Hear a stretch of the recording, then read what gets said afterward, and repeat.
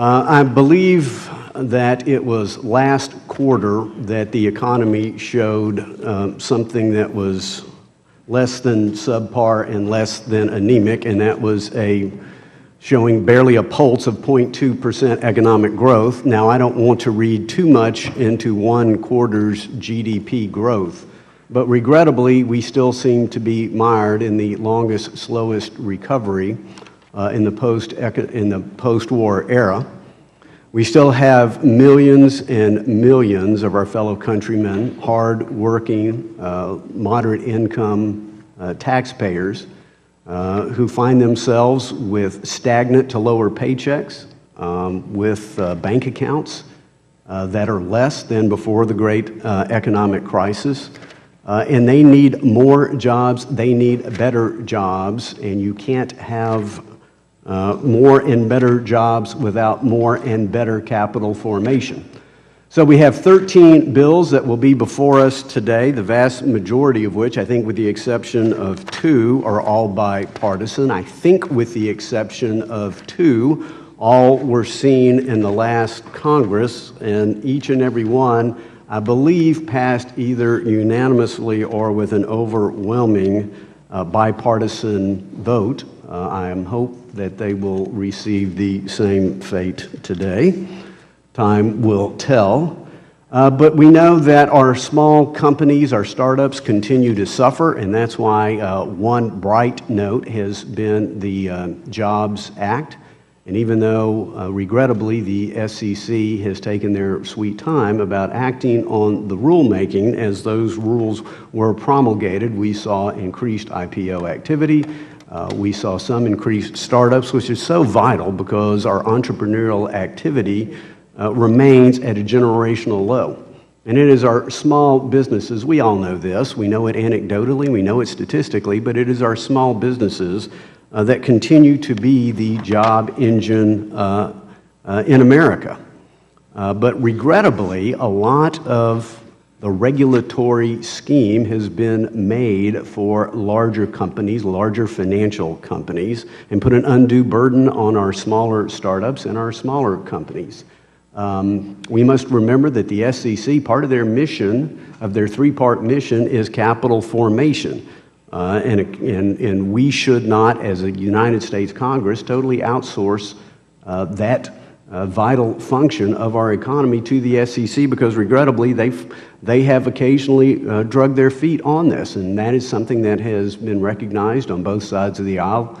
Thus, a number of these provisions, almost all of which are quite modest. Some, I believe, are simply clarifications of drafting errors or oversights.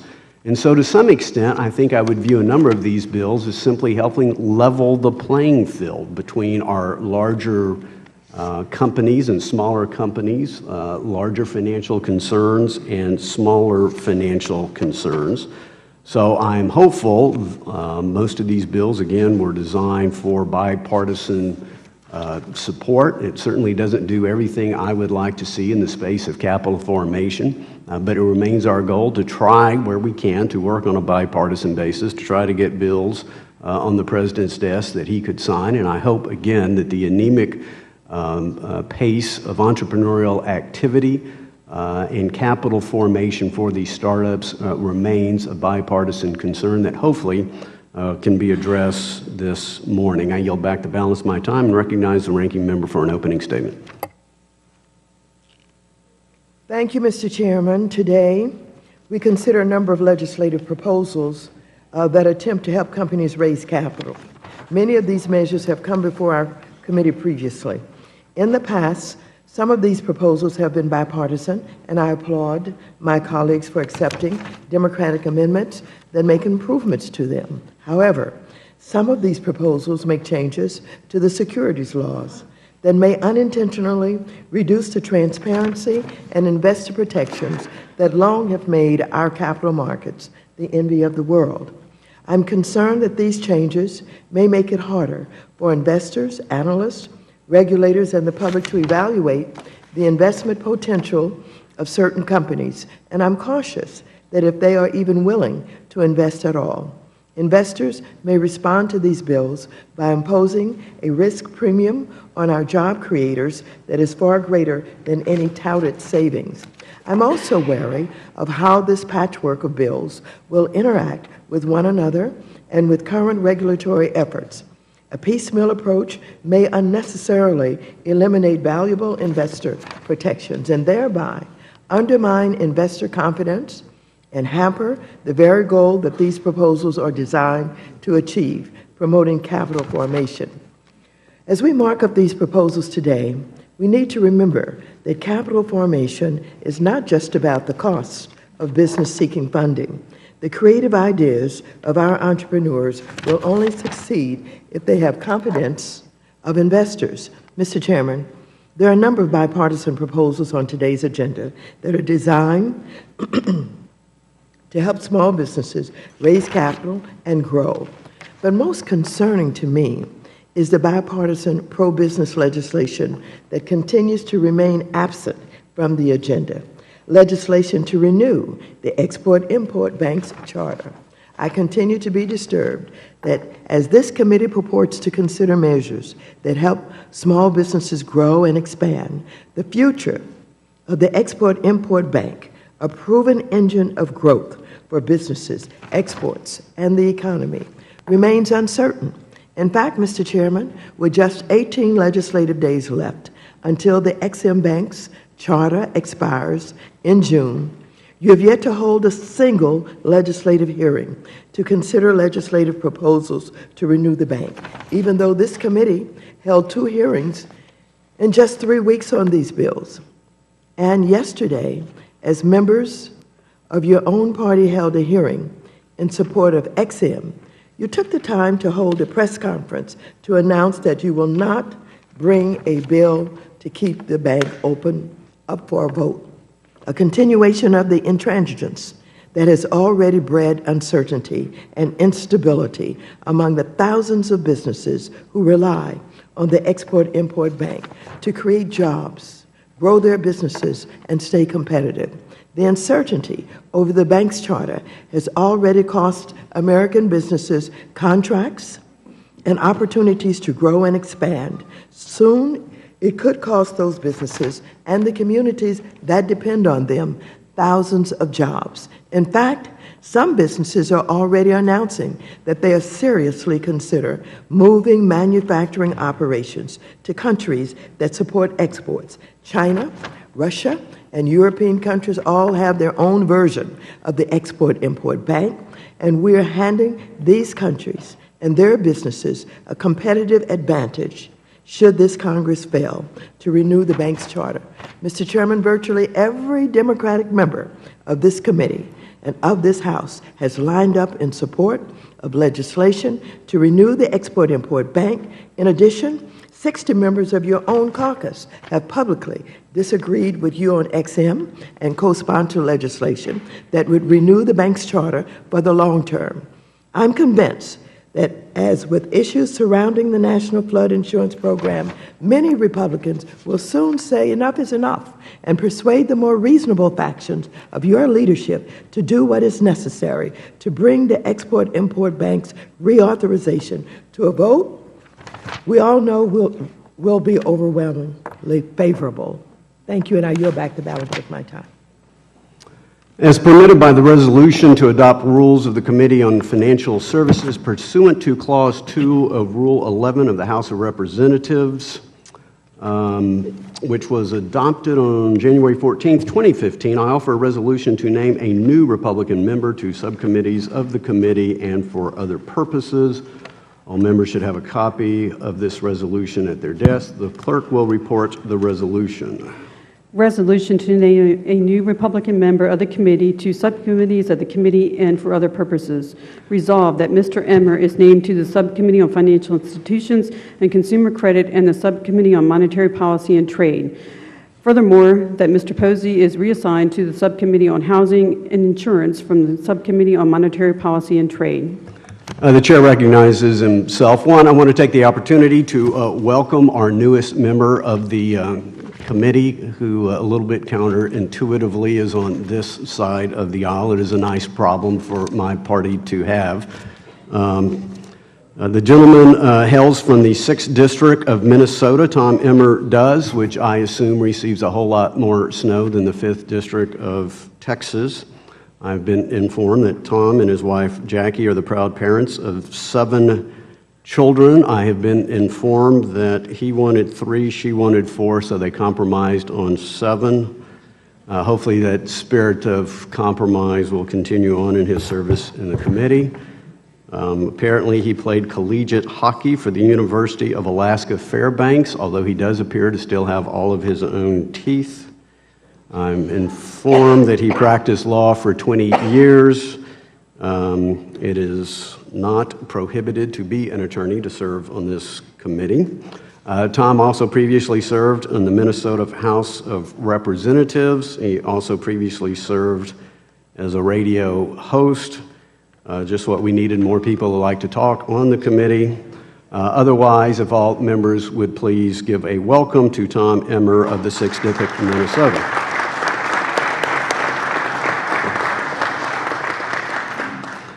I yield back the balance of my time. I assume no other member wished to speak. I move the resolution's adoption. Without objection, the resolution is agreed to. Without objection, a motion to reconsider is laid on the table. Now, pursuant to notice, I call up H.R. 432. The clerk will report the bill, which has been distributed in advance. H.R. 432, amend the Investment Advisors Act of 1940 to prevent duplicative regulation of... Without objection, the bill is considered read and open to amendment at any point. The chair recognizes the gentleman from Missouri, Mr. Lukemeyer, the sponsor of the legislation, for 5 minutes. Thank you, Mr. Chairman, and thank you for including H.R. 432 in today's markup. I also want to thank the gentlelady from New York, Ms. Maloney, for her support in this legislation. The SBIC Advisors Relief Act is common sense policy that streamlines the registration and reporting requirements for advisors to small business investment companies, or SBICs. These are advisors to investment funds that make long-term investments in U.S. small businesses and have to the tune of more than $63 billion since 1958. Under current law, SBICs are heavily regulated and closely supervised by the U.S. Small Business Administration and have been for more than 55 years. The existing regulatory regime surrounding SBICs includes an in-depth examination of management, strong investment rules, numerous operational requirements, record-keeping, examination, and reporting mandates, and conflict of interest rules. These entities and the management of these entities are anything but unregulated. This robust regulatory framework has been well recognized by Congress. The intent of Congress in including some of these exemptions in Dodd-Frank was to reduce the regulatory burden on small funds and SBICs. However, laws resulted in some unintended consequences that must be addressed. The SBIC Advisor Relief Act does 3 things. Number 1, it allows advisors that jointly advise SBICs and venture funds to be exempt from registration, combining 2 separate exemptions that exist, one for advisors of SBICs and a wholly separate one for advisors of venture funds. Number 2, it excludes SBIC assets from SEC assets under management threshold calculation. Number 3, it exempts from state regulation advisors of SBIC funds with less than $90 million in assets under management, leaving those entities to be regulated by the SBA as they are today. Mr. Chairman, I think we can all agree that these changes are common sense. This legislation is not only broadly bipartisan, but also includes changes suggested by the SEC. Most importantly, the bill is comprised of sensible provisions that prevent redundant regulatory mandates and allow for greater investment in America's small businesses. Identical legislation passed this committee last year by a vote of 56-0, and then passed the House by voice vote. The bill hasn't changed since passage last year, and I would thank my colleagues for the continued support. Again, I want to thank Congressman Maloney for help on the bill, and I yield back the balance of my time. Gentleman yields back. Who seeks recognition? For what purpose does the gentlelady from New York seek recognition? The gentlelady could hit her microphone, please. The gentlelady is recognized for 5 minutes. I move to strike the last word. Gentlelady is recognized for 5 minutes. Okay. Thank you very much, Mr. Chairman and Ranking Member, and Mr. Lukemeyer. And I am pleased to be an original co-sponsor on this bill with my colleague, Mr. Lukemeyer, who has been a real leader on capital formation. We worked on this bill in the last Congress. It passed the committee and the House successfully. I see this almost as a technical fix. H.R. 432, the SBIC Advisors Relief Act, fixes an unintended consequence of Dodd-Frank. Under Dodd-Frank, an investment advisor that only advises a venture capital fund is exempt from SEC registration. Also, an investment advisor that only advises small business investment companies, or SBICs, is also exempt. But an investment advisor that advises both a venture capital fund and an SBIC is, for some reason, which makes no sense, not exempt. It makes no sense, and it provides no additional protections for investors. Moreover, I would say it encourages investment advisors who may have experience advising successful venture capital funds, which are larger and more sophisticated, that have invested in mature enterprises, from bringing their experience to the smaller SBICs who want to invest in smaller startups because they want to avoid this requirement for registration. This ultimately restricts small businesses' access to much-needed investment capital.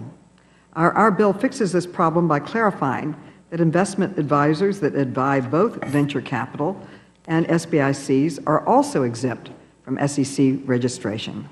This fix does not pose any investor protection concerns because SBICs are already subject to strict oversight by the Small Business Administration, which supports SBICs by providing a guarantee on funds used by SBICs to invest in small businesses. The SBIC program has a long history of success and has provided early-stage financing for companies that have since grown to become worldwide icons such as Apple, Intel, and Staples. I believe that this is a common-sense bill. It fixes a problem. It protects investors and would help smaller companies have more access to advisors. I think it's very important. I urge my colleagues to support it. And I yield back. Gentlelady yields back. Who seeks recognition? Are there any amendments? There being no further discussion or amendments on the bill, the question now occurs on adoption and reporting the bill favorably to the House. Those in...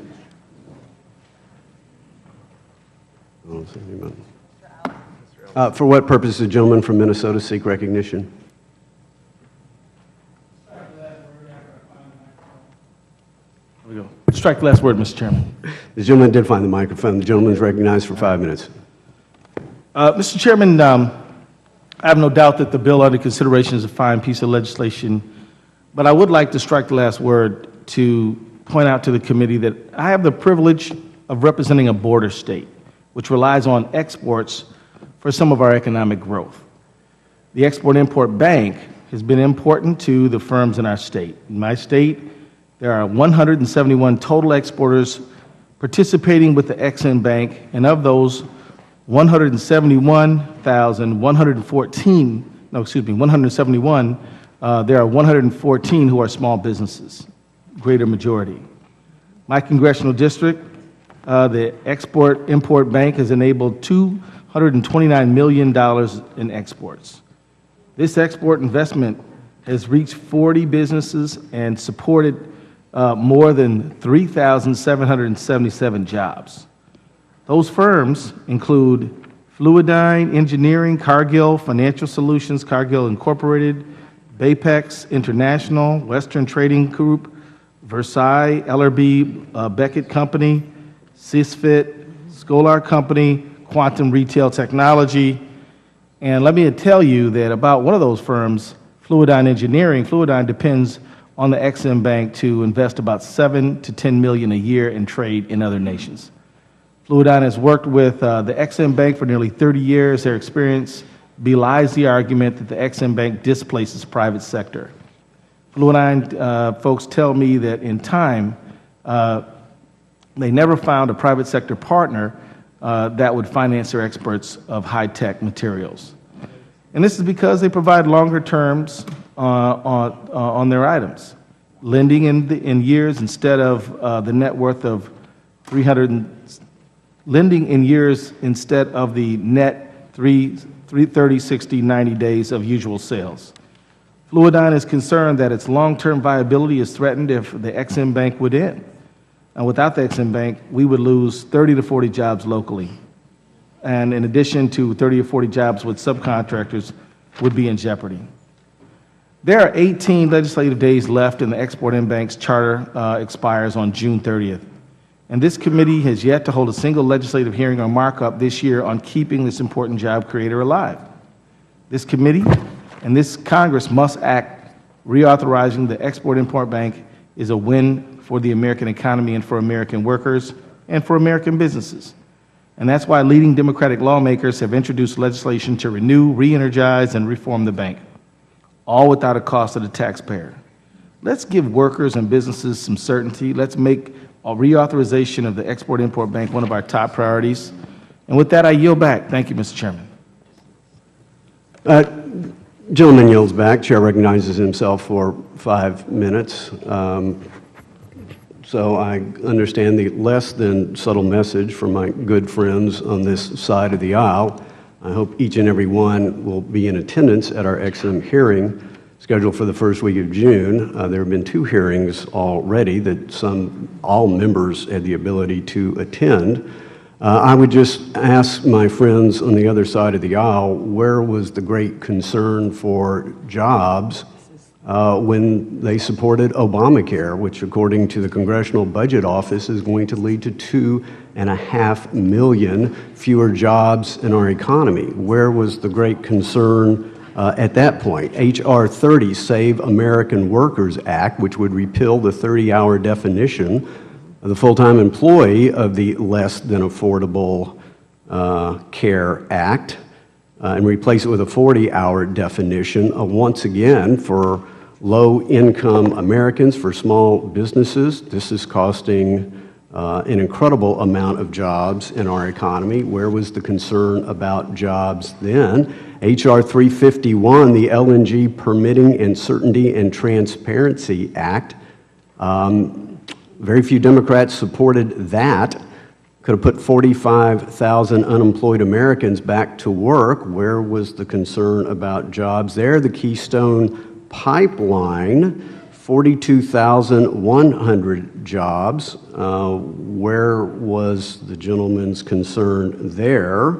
The EPA's ozone rule can reduce GDP by $140 billion and kill off 1.4 million jobs.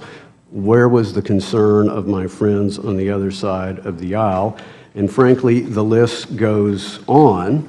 So on my side of the aisle, there is a principled debate that continues on whether or not the Export-Import Bank is indeed key to our trade. Oh, and speaking of trade, it appears that very few of my friends on the other side of the aisle care to support their own president for trade promotion authority. Where was the concern about jobs now? Apparently, you will very soon have the opportunity to put your vote where your rhetoric is. I look forward to seeing you support your president in that regard.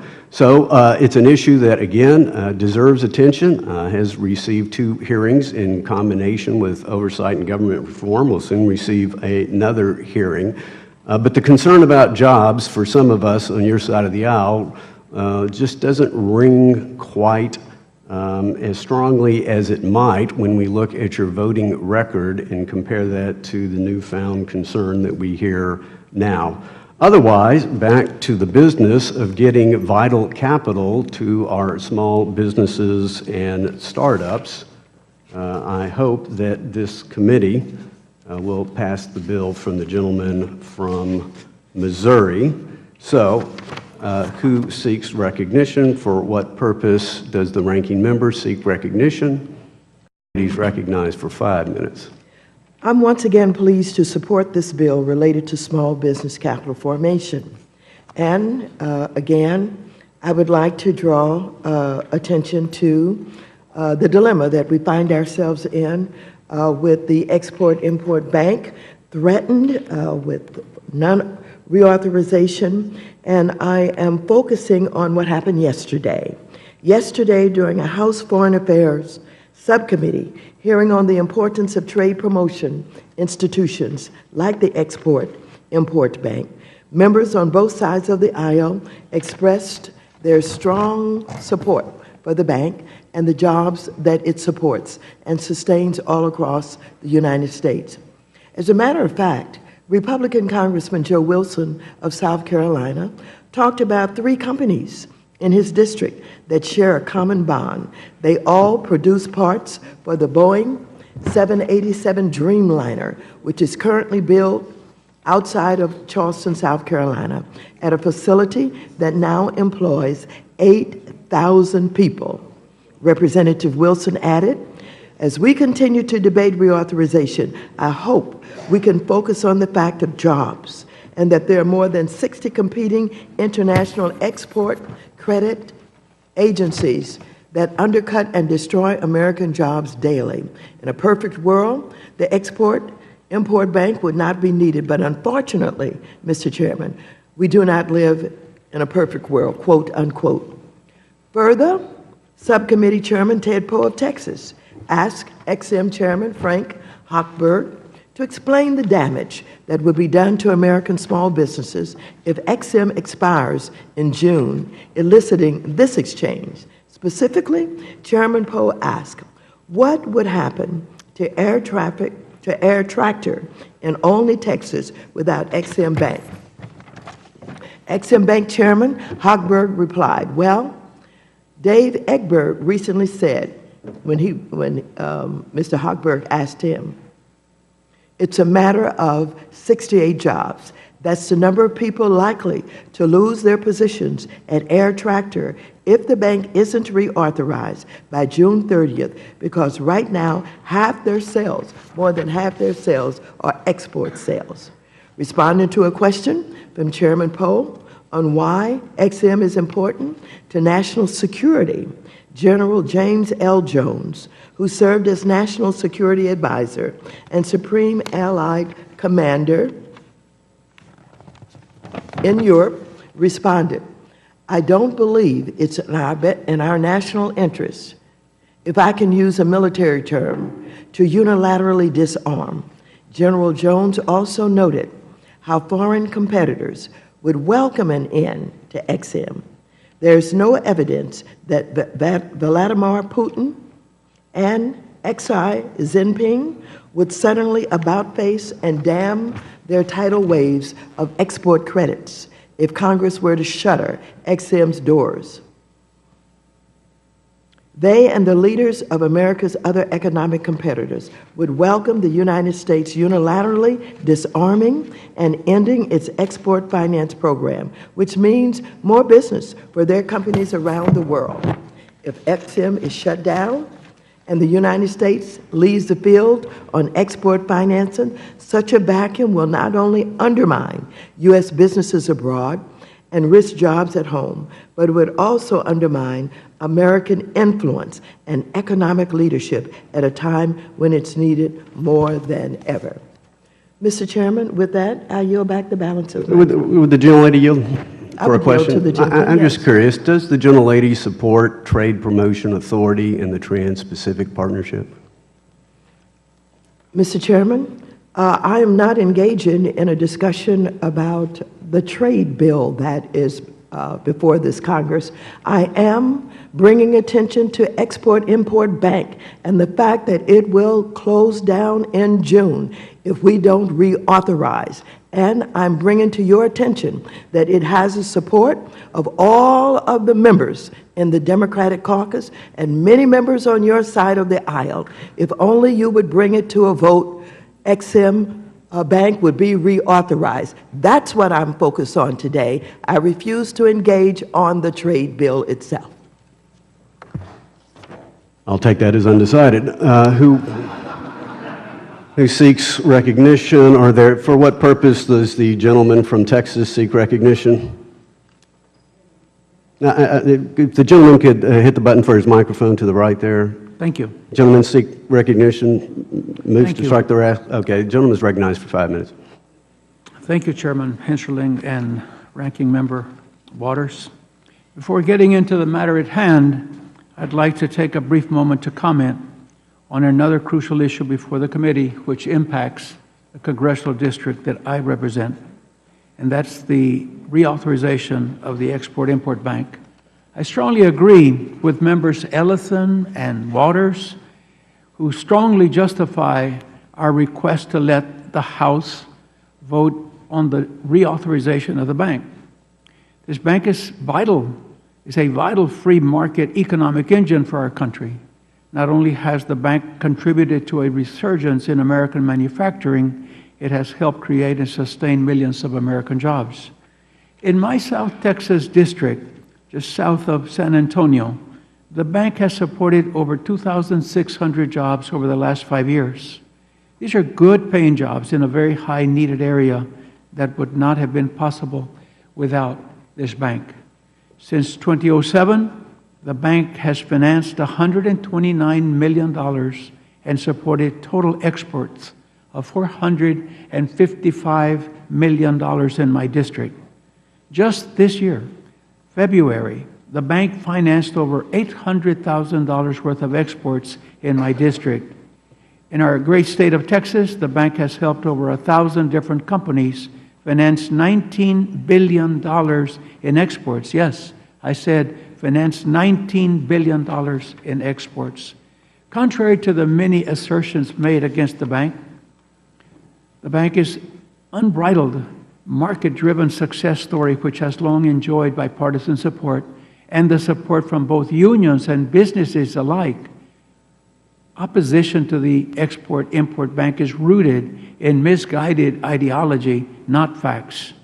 The Export-Import Bank has provided American taxpayers with a profit of nearly $7 billion, and the CBO estimates the bank will generate an additional $14 billion in profits for the U.S. Treasury over the next 10 years. Bank does not pick winners and losers. The bank leverages private sector lenders in 98% of its financing, and its financing decisions are based on market-driven demand. Unfortunately, it will be this Congress who picks winners and losers if we do not reauthorize the Export-Import Bank. And the winners will be our foreign competitors with access to larger and better funded export credit agencies. I conclude by saying that we should let the House vote on reauthorization of the bank, and with that I yield back the balance of my time. Gentleman yields back. Before proceeding to the next individual who wishes to extol the virtues of H.R. 432, the chair wishes to make an announcement that I should have made earlier with respect to votes from this markup. As most members are aware, it is our tradition to hold votes the next morning after our markup. Due to the timing of a Republican conference, we cannot have votes at 9 o'clock. In consultation with the ranking member, depending upon the ebb and flow of business on the House floor, we are now expecting votes, recorded votes, to take place somewhere in the 5:30 to 6 p.m. This afternoon time frame. I want to make that announcement now. We'll see how the floor proceeds, and we will make a more precise determination probably early in the afternoon. Who seeks recognition? Are there any amendments? For what purpose does the gentleman from Missouri seek recognition? Move to strike the last word. Gentleman is recognized for 5 minutes. This probably won't take 5 minutes, Mr. Chairman, but surprisingly, I'd like to talk about the Ex-Im Bank. In my state of Missouri, we have two districts where there, or at least two cities, actually goes beyond the districts, where the value of export banks is significant. For example, the number of companies directly supported by the Ex-Im Bank in St. Louis is 22, and the value of the exports is above $500 million. If you move to the northwest section of our state, to Kansas City, the value of exports supported goes to $123 million, and the number of companies directly supported is 19. So the state of Missouri will be directly and painfully hit should the Ex-Im Bank fall to the side of no action by Congress. So on behalf of the individuals who work at companies in these two cities, I would urge that reconsideration be given to bringing up the Export-Import Bank to a vote on the floor. It is somewhat confusing since the Export-Import Bank is not weighing down taxpayer dollars, that we would not bring this to a vote. And when you consider the fact that many U.S. companies who continue to do business abroad actually need the full faith and power of the United States behind those loans. So in conclusion, Mr. Chairman, I would request, as have my colleagues, that you bring this matter to this extremely important matter to a vote, and we can wait, frankly, until next week for you to do that, or the week after, and I think we'd still have time to get it approved if you would schedule it today. Thank you, Mr. Chairman. Gentleman, yield back. I yield back the balance of my time. Gentleman yields back the balance of his time. He seeks recognition.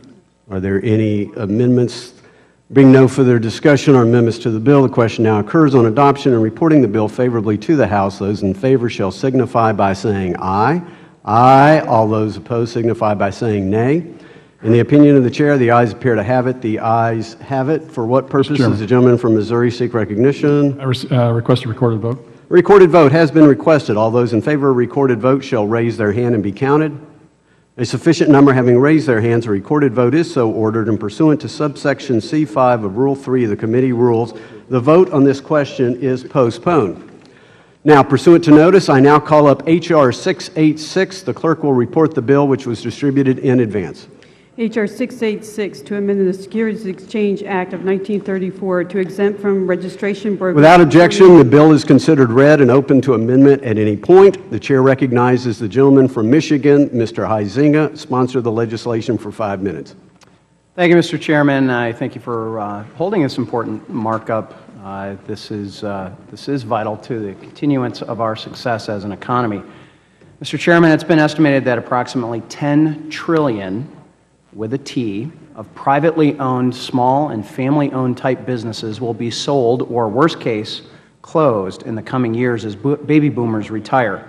Mergers and acquisitions, also known as M&A, brokers play a critical role in facilitating the transfer of ownership of these smaller privately held companies. Today, federal securities regulations require an M&A broker to be registered and regulated by the Securities and Exchange Commission and FINRA, just like Wall Street investors selling or buying publicly traded companies. That's right. Anyone brokering the sale of a hometown business in your district must be federally registered and regulated as a securities broker-dealer, in addition to state law requirements, regardless of the size of the business or the sale transaction. Federal securities regulation was primarily designed to protect passive investors, in other words, people that are not actively engaged in the running of those businesses, and public securities markets. Privately negotiated M&A transactions are vastly different and benefit little from SEC and FINRA registration and regulation, but today bear the same regulatory requirements, obligations, and associated costs. M&A brokers are themselves small businesses. That's why I, along with Representatives Brian Higgins and Bill Posey, introduced this bipartisan bill, H.R. 686, the Small Business Mergers, Acquisitions, Sales, and Brokerage Simplification Act. This bipartisan bill will create a simplified system for brokers performing services in connection with the transfer of ownership of smaller, privately held companies. These are not publicly traded with complicated structures. These are small, privately held companies. By simplifying the regulation and reducing the cost of these business brokerage services, these smaller, privately owned companies would be able to safely, efficiently, and effectively transfer their company, preserving jobs currently in existence while allowing for continued economic growth and job creation to take place at these companies. It's important to note that this had been a recommendation by the SEC itself as it had worked with the groups that they have regular listening sessions with for over 7 years before any action was taken, ironically. Well, I guess maybe, I'm sure, not in any conjunction with the fact that we had then offered this legislation to move them along.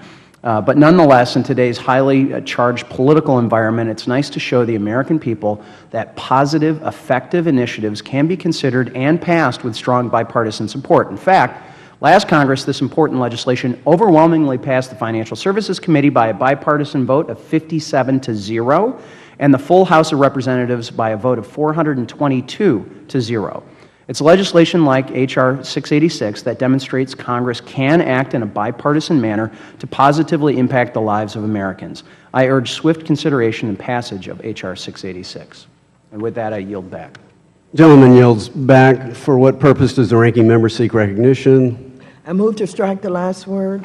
Gentlelady is recognized for 5 minutes. Thank you. Mr. Chairman and members, last Congress, when we considered this bill, it was acknowledged that it was meant to spur action by the SEC to finalize its no-action letter to exempt certain merger and acquisition brokers from registration. 2 weeks after that bill passed the House floor, the SEC issued its relief. And yet, here we are again trying to pass that bill once more. If the concern is that the SEC might decide to retract its no-action letter, something the SEC very rarely has done, then why are we not trying to codify the relief provided? H.R. 686 includes 2 of the protections included in the SEC's letter, but for some reason has not been updated to include the other 8. For example, why doesn't this bill prohibit bad actors from benefiting from this exemption?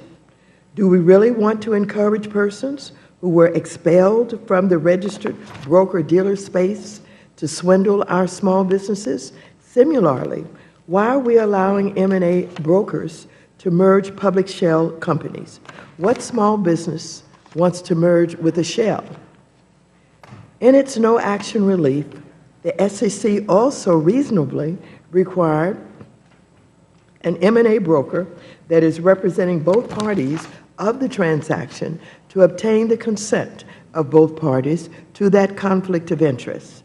After all, in many states, including California, buyers' consent for real estate agents to represent both sides of a deal is required.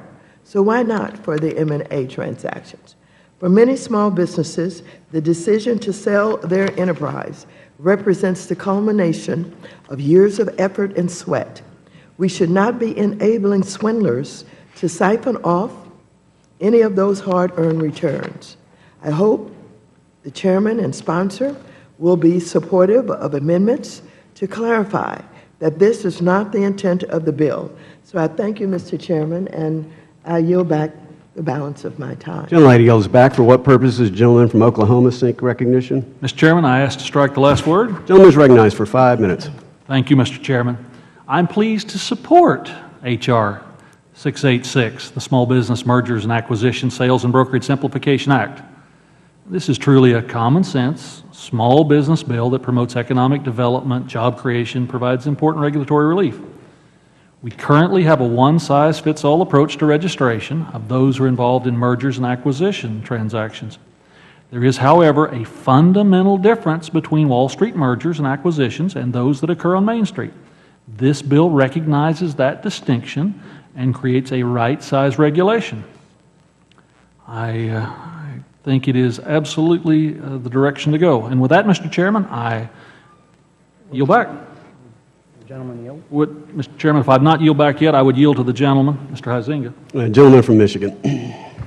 Thank you, my friend from Oklahoma. And I will note that I'm aware of one amendment that was filed and sent to our committee staff at 10:36 this morning. You will note that our committee started at 10. I will also note that our bill was refiled in February of this year after unanimously passing this committee and this House last Congress. So it seems to me that suddenly the five-alarm fire that we have to have urgent action on this bill after we've had a hearing on it, subcommittee hearing with the capital markets, and now here at the committee. Believe that this might be little too late. Not that there are some elements that may be acceptable. Certainly the method of how this has been executed has been poor at best. So with that, I yield back to the gentleman. Reclaim my time and yield back, Mr. Chairman. What purposes, gentleman from California, seek recognition? We will pause a moment and allow the amendment to be distributed. Well, yeah.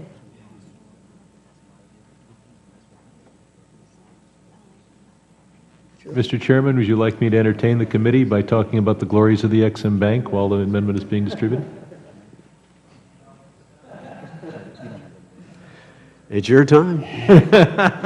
If you wish to eat it up in such a fashion, I'd be happy to yield to the gentleman from California. On the I'm sorry. We have to report the amendment first. Okay. So we'll all wait with bated breath for the gentleman's comments. Where is that?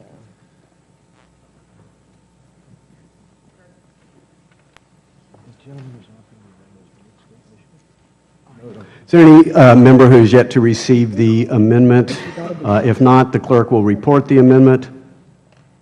Beneficiaries of ex-plan voice, because once their names go into the public. Amendment offered by Mr. Sherman, page 3, after line 2, insert the following, and redesignate subsequent provisions accordingly. Without objection, the reading of the amendment is dispensed with. The gentleman is now recognized for 5 minutes, theoretically, to speak on his amendment. And actually, it's mostly to speak on the amendment and the same theme, which is I want to commend the chairman for the usually open approach that we have to all the bills, how we try to have this committee work its will, and I will simply implore the chairman to bring up the Ex-Im Bank for the committee to work its will. There are arguments for and against the bank, but there are no arguments against democracy and the idea that those of us from our various districts can, working together, reach the best possible policy. Would the gentleman yield? I will yield. Does your amendment to H.R. 686 have anything at all to do with the Ex-Im Bank? No, it doesn't. I was about to explain the wonderful bridge to the next comment, which is that the open approach that we've taken in this committee is one that I take seriously, and I take seriously the criticism in advance of my presentation of this amendment of the gentleman from Michigan, who says that I have it was provided to the committee just a short time ago. I would point out that I apologize for that, and at the same time that we are taking these bills in a completely different order than our side had been told, and had we had the correct information as to the order, it would be hours rather than minutes between the time when he had a copy of the amendment and when he had a chance to hear my pithy comments in support thereof. Now, to the amendment. This amendment would add several protections included in the SEC's no action letter, including prohibiting bad actors, shell companies, and also requiring an M&A broker to obtain the consent of both parties if he's representing both parties. And this amendment builds on the comments of the ranking member. Last Congress, we considered a bill similar to this bill. We were effectively putting pressure on the SEC to finalize a no-action letter to provide relief to the M&A community, and believe it or not, our efforts worked. In January of 2014, the SEC issued the letter. So we've pretty much already accomplished the mission, and I commend the gentleman for his work in the last Congress, which has already achieved most, if not all, of his purpose. Now we're back again to pass this bill, and I do think it makes sense to pass this bill to be able to show the M&A community that there is no chance that this no-action letter will be withdrawn and no chance that the SEC will go back on its present policy, a policy that reflects the work of this committee over in the last Congress. Now, it's my understanding that the SEC no action letter is generally accepted. Nobody's criticized its content. Some have said it may not have even been necessary. Some have said it might be good to codify it so that the no action letter couldn't be withdrawn. But I've never heard anybody say that they're displeased that the SEC prohibited bad actors from being merger and acquisition brokers. And yet this bill omits some of those key details in the SEC's no action letter. And that's why this amendment tailors the bill to fit that current policy. Will the gentleman yield? I will yield. Real briefly, I can tell you one of my purposes for introducing the exact same bill as last time was to remove any threshold or barrier of objection after it had passed unanimously last time. I also had another bill that had passed unanimously last time that had seen some objections creep up. But that was the purpose of why the bill was reintroduced exactly with the same language that it had been from the previous Reclaiming my previous time, Congress. I think it's entirely appropriate that you introduce the same text, and then if you'll accept my amendment, we'll achieve the absolute perfection in legislation, because we will have reintroduced the old legislation, but now we have learned from a lot of work by a lot of staff at the SEC to say, yes, you had it right, but here are a few details. So I'm adding those details to your bill, and I don't think you have a substantive objection to say this shouldn't apply to shell companies, that an MRA, the M&A broker should disclose and obtain consent if that broker is representing both sides in the transaction, and of course we want to keep bad actors out of this space. So I think the SEC learned from your bill that they had to take action. We should learn from the SEC that you got it right. Here are some details to add, and I hope you'll support the amendment. Time of the gentleman has expired. Who seeks recognition? For what purpose is the gentleman from New Jersey? Strike the last word and yield my time, or initial time, to Mr. Eisinger. Thank you, Recognized. thank you to my friend from New Jersey, and I appreciate the efforts of my colleague from California. I would say that the three things that specifically have been brought up of the 8 that I understand are in the, well, we're not sure exactly how many are all in the amendment, having just received that, but knowing that there had been 8 potential points from the SEC letter, assuming that that has actually been the basis of the amendment. I don't know if the gentleman from California cares to illuminate us on that. Have you included all of those suggestions from the SEC? And I yield back to my friend from New Jersey, I guess, to ask. Repeat that question. Did you adopt all 8 considerations from the SEC letter, or did you, I've only heard 3 specifically, bad actors, excluding shell companies, and then some sort of dual representation? My main purpose is those 3, but the amendment does include all 8. It does codify the SEC policy, but my real focus is those 3. And yield again to Ms. Eisinger. Thank you. And I personally do not have a particular issue with prohibiting the bad actors or the excluding shell companies. Those are things that were not an intent necessarily. Again, we've kind of gone to the process not having any time to review this. However, I do want to say about representing both the buyer and the seller, M&A brokers can obtain consent of both parties has been that concern. That would be a very unusual transaction scenario. I'm a former licensed realtor. State real estate licensing law typically regulate dual agency agreements, and a vast majority of any of these M&A transactions involved either owned or leased real estate. Typically, real estate licensing is required to do these. So it would seem to me a bit redundant. We'd like to look at that a bit more. Mr. Gentleman, reclaiming my time, if I may recommend to the gentleman, because you seem to be close to on some of the points, but also that we are only seeing this at the first moment here, my recommendation to the sponsor is to go forward with your bill as it passed unanimously out of committee and off the floor last time, And I would make a recommendation that you two work on this particular language, because I think it could be potentially strengthened before it gets to the floor. And I yield to the gentleman for his consideration. Well, I appreciate, If the gentleman will yield, I'd prefer to work with you. not my time to yield, but. I'll ask the gentleman from New Jersey to yield. I'll yield to the sponsor. Okay. Well, first, I just was trying to save everybody from an export-import discussion, but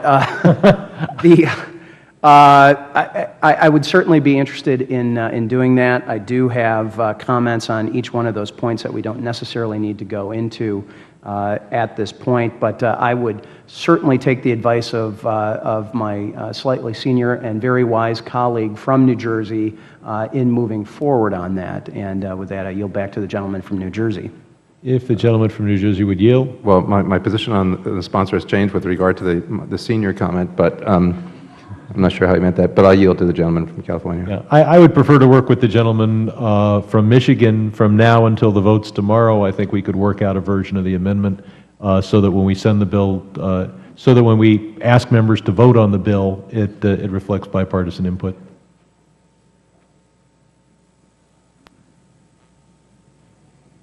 If the gentleman from New Jersey yields, I'm certainly willing to try to work on that with the hopes that we will be able to come up with a mutually agreeable language. Good.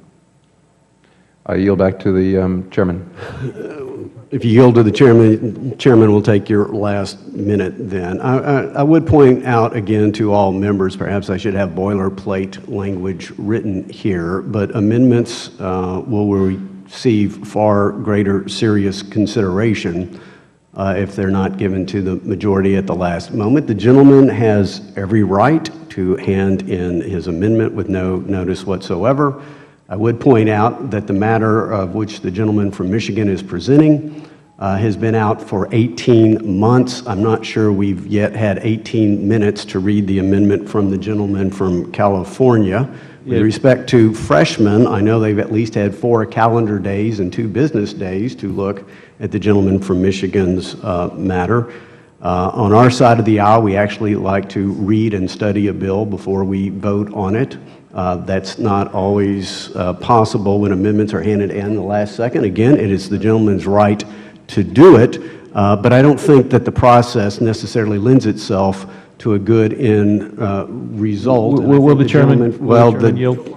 It was the gentleman from New Jersey's time. His time has expired. Who seeks recognition? The gentleman's already spoken on his amendment. Maybe we can find somebody on his side of the aisle. For what purpose does the ranking member seek recognition? I move to strike the last word. Gentlelady's recognized for 5 minutes. I yield to the gentleman from California, Mr. Chairman. 2 points. First, again, if these bills had been called up in the right order, the majority would have hours rather than minutes. That is not a good standard. Would the gentleman yield on that point? Because we on the majority side are totally unaware of what you speak. The order in which we believe information was handed to the minority side is exactly the order in which we are taking these in. So I don't know where the confusion we were given the bills in a different order. I don't know what the confusion was. In any case, I certainly would have preferred to submit this amendment days in advance of this markup. As to the substantive comments of the gentleman from Michigan, obviously we want to keep bad actors out. We don't want shell companies involved. As to the simple step of getting written consent, if you represent both parties, yes, indeed, that is required where real estate's involved in many states. Why? Because that's good policy. And you as a real estate broker and the many real estate brokers I would work with wouldn't dream of representing both parties without having something in the file getting their consent to represent both parties. But there are states where that is not a requirement. More importantly, there are businesses that don't own real estate. And since it is good policy when a real estate agent represents both parties to get the written consent of both parties to do so, it is also good policy to apply that to M&A brokers, regardless of which state they're in, and regardless and especially when the transaction does not involve real estate. It is not an undue burden on an M&A broker who has the great joy of representing both parties and perhaps maximizing commission in some cases to get one extra piece of paper where he says, look, I'm representing both parties here and both parties consent. So I'm hoping to persuade you to agree to that element of the amendment. I'll yield to the gentleman from Michigan. Thank The time belongs to the gentlelady from California. Yes, I'm hoping that the gentlelady from California will yield to the gentleman from Michigan for 30 seconds. Thank you, and I do appreciate the gentleman from California realizing that it was more than just a necessary pressure that was the intent of the bill. We do need to codify this, and we have seen no action letters revoked. Certainly, no action letters do not have the weight of law on any administration or any regulator or anybody else. And I think if we see ourselves clear to move forward and clarify this, this is an excellent way of doing that. So with that, I yield back.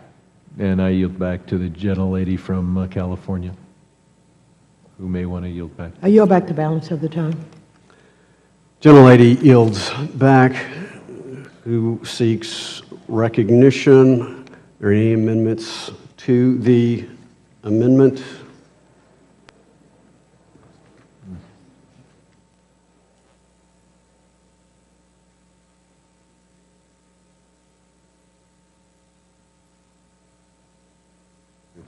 Any further debate on the amendment? If not, the question now occurs on the amendment offered by the gentleman from California. All those in favor say aye. All those opposed say nay. Nay. In the opinion of the chair, the nays have it. Mr. Chairman, on that, I request a recorded vote, and hopefully before that recorded vote, I'll be asking for unanimous consent to amend my amendment before the before the recorded vote. A recorded vote has been requested. All those in favor of a recorded vote shall raise their hand and be counted. A sufficient number having raised their hands, a recorded vote is so ordered, and pursuant to subsection C5 of Rule 3 of the committee rules, for the proceedings on the amendment are postponed. Are there any further amendments? There being no further amendments, recorded votes on the pending amendments have been postponed. Once those votes are taken, the committee will immediately consider the motion to report the measure. I now call up H.R. 1334. The clerk will report the bill, which has been distributed in advance. H.R. 1334, to amend the Securities Exchange Act of 1934 to make... Without objection, the bill is considered read and open to amendment at any point. The chair recognizes the gentleman from Connecticut, Mr. Himes, the sponsor of the legislation, for 5 minutes.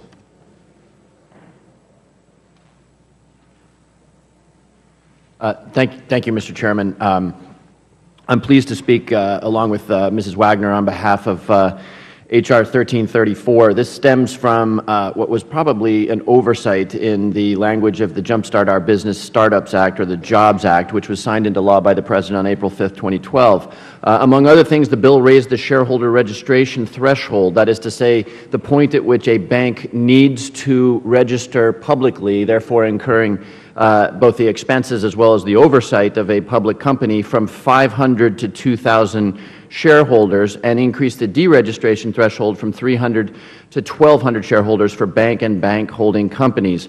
Unfortunately, the JOBS Act did not explicitly extend this threshold to savings and loan holding companies.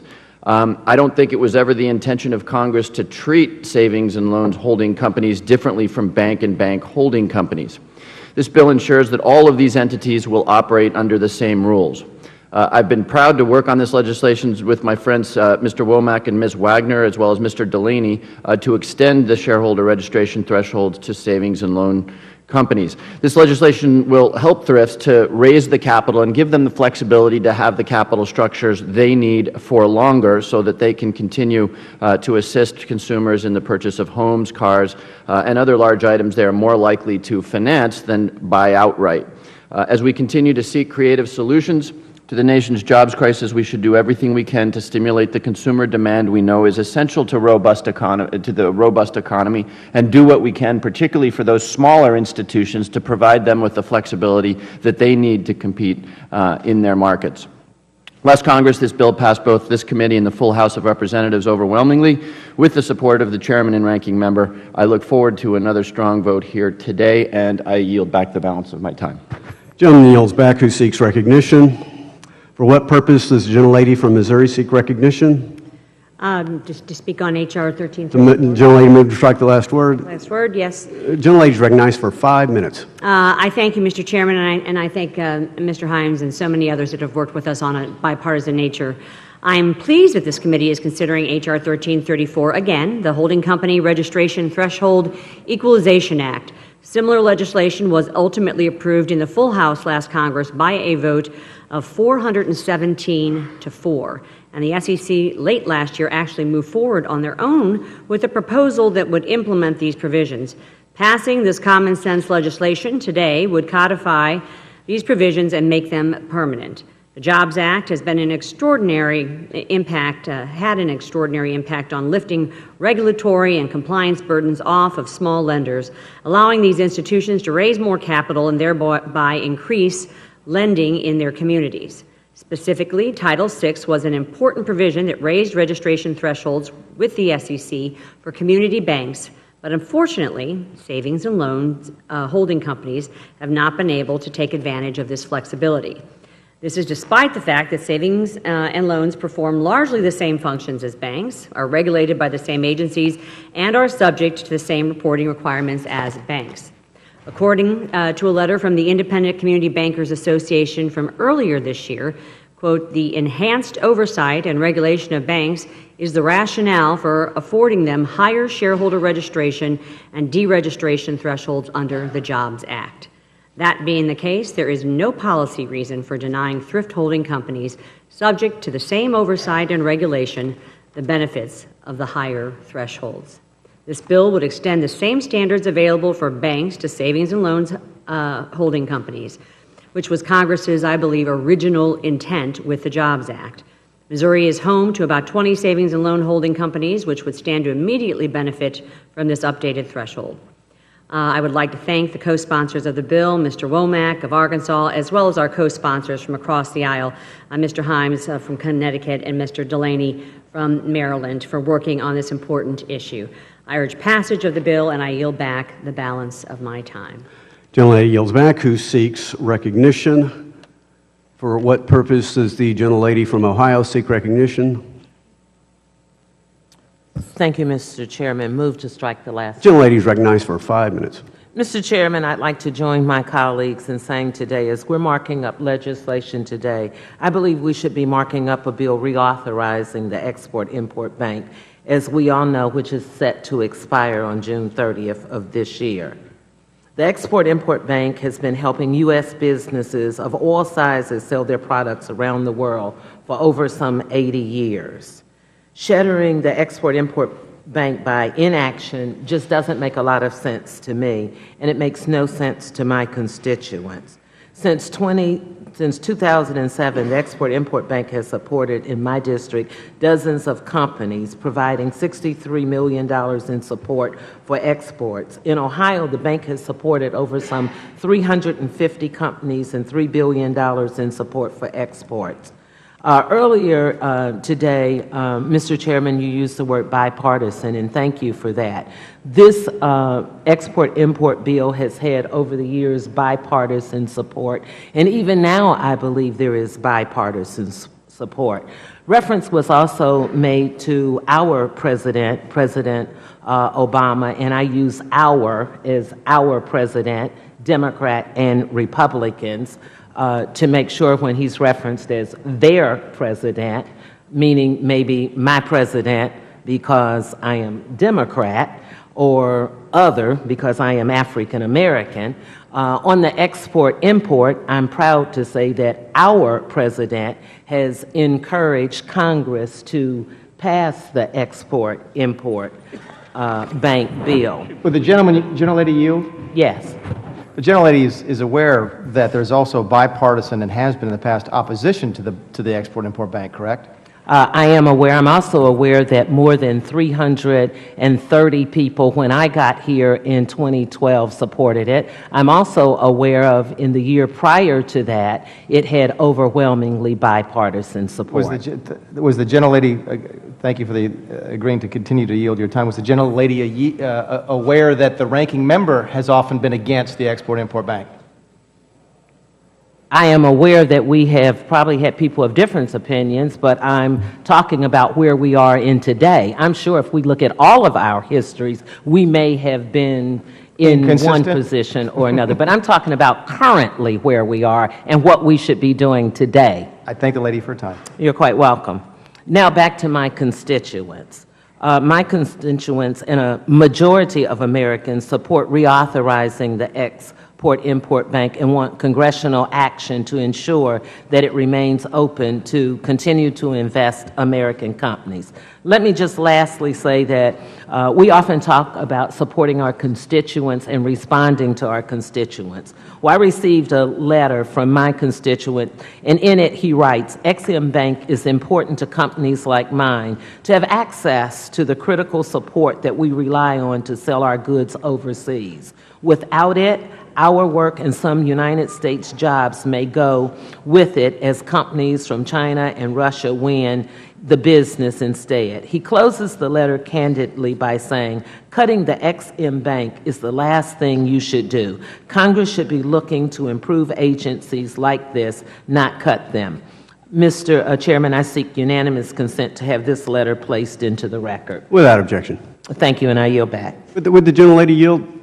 Yes. One, the gentlelady used the phrase "their president." I'm not sure where the gentlelady came up with that phrase. I don't think I can answer. Personally, yes. Earlier today, to the gentleman from Wisconsin, Mr. Chairman, you said, while they have disagreed with their president, and I think you were referencing trade, and 2 times I made note, as you said the word, their own and their president, so that was what I was referencing.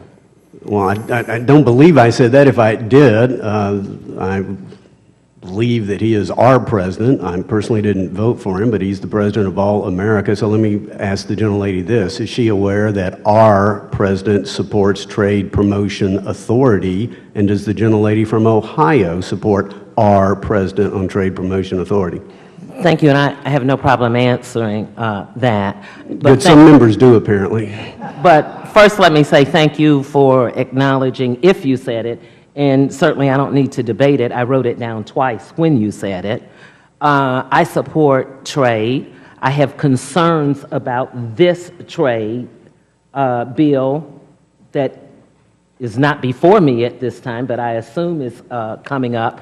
And like many things that I support, I have concerns. So if you're asking me what I'm going to vote on, I'd need to have the full information because I have concerns about jobs. I have concerns about the legal references in it. I have concerns about the standards that are in it with medical and with the time of the gentlelady has expired. Thank you. And the committee takes due note of her concerns. Who seeks recognition? For what purposes? Gentlelady from New York seek recognition. Be recognized.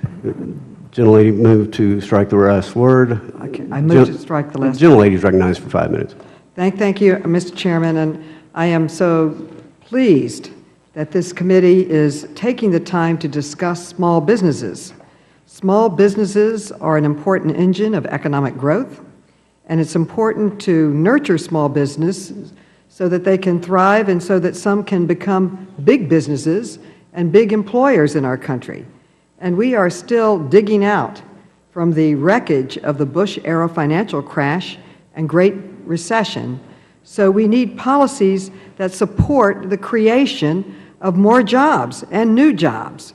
And we are fortunate to have experienced and witnessed 62 consecutive months of job growth under President Obama, the longest recorded in history. But we still need to do much more. So many of these bills are tremendously important, but I am also stunned that the Republican leadership in this House is mounting opposition to renewing the charter of the U.S. Export-Import Bank. The U.S. Export-Import Bank has not only helped us export and helped create jobs and supported our businesses, but it has brought back to the American Treasury almost $7 billion. It makes money over the past 2 decades. It's a moneymaker. It's a win-win. The Exim Bank is a critical tool for supporting sales of U.S. goods abroad. In 2014, the bank's work is estimated to have sustained 164,000 export-related jobs in our country. And in my home city of New York, between 2012 and 2014, the Export-Import Bank supported exports in excess of $1.1 billion for companies that are located throughout the 5 boroughs. Small businesses and family-owned companies are exporting items ranging from the newest cell phones to replacement parts for automobiles and airplanes. And we're really only just begun. 95% of the world's potential customers for U.S. company goods live outside of the United States of America. Killing the Exim Bank by refusing to extend its charter will cost American jobs. Now, critics can't claim to be concerned about the cost of the Exim Bank because it, in fact, is self-sustaining. It makes money, and killing the bank won't save one taxpayer dime. The efforts to shut the Exim Bank isn't about budgets or businesses or jobs. It's about ideological purity. The purists claim that the Exim Bank, quote, distorts the market, end quote. But this is nonsense. As the Center-Right Policy Institute, the American Action Forum, has pointed out, there are more than 60 other export credit agencies around the world that are now operated by our competitors, from big to small, from China to the Netherlands. In 2013, China's new medium and long-term official export financing volume was $45 billion versus $14 billion for the United States. The export credit agencies in Germany and South Korea also provide more medium and long-term export credit financing in 2013 than the Export-Import Bank of America. The existence of all those other Exims represent a pre-existing market distortion that makes our Exim Bank a necessary part of a pragmatic trade policy. We should not unilaterally disarm as they are supporting their exports more than we support ours.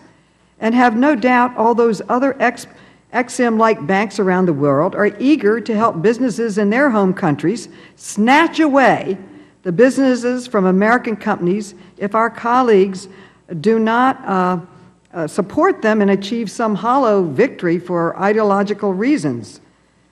There are only 18 legislative days left before the Exim Bank expires. Meanwhile, this House has done nothing. Let's be clear. Failing to renew the bank's charter would hurt American businesses and cost American jobs.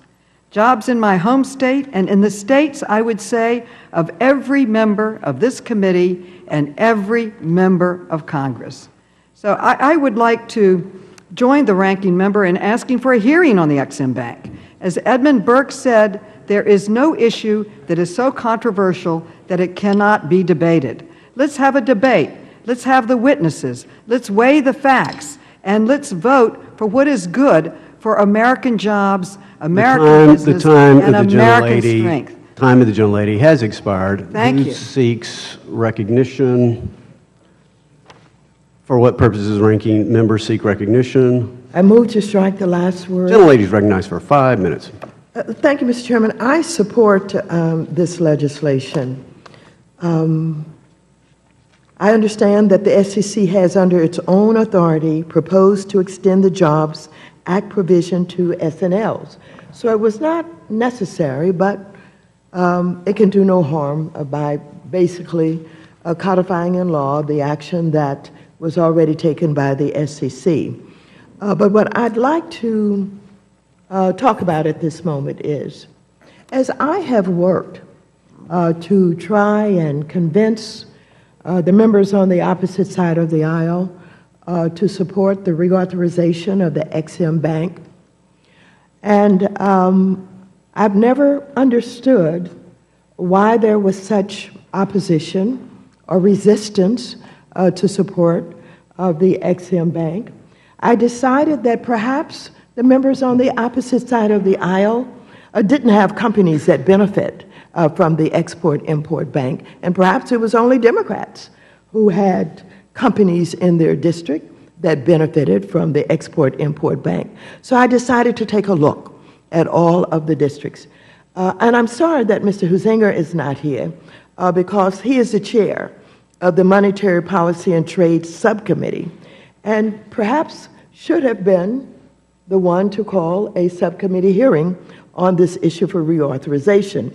When I took a look at his district, I discovered that the total export value in his district is $187 million.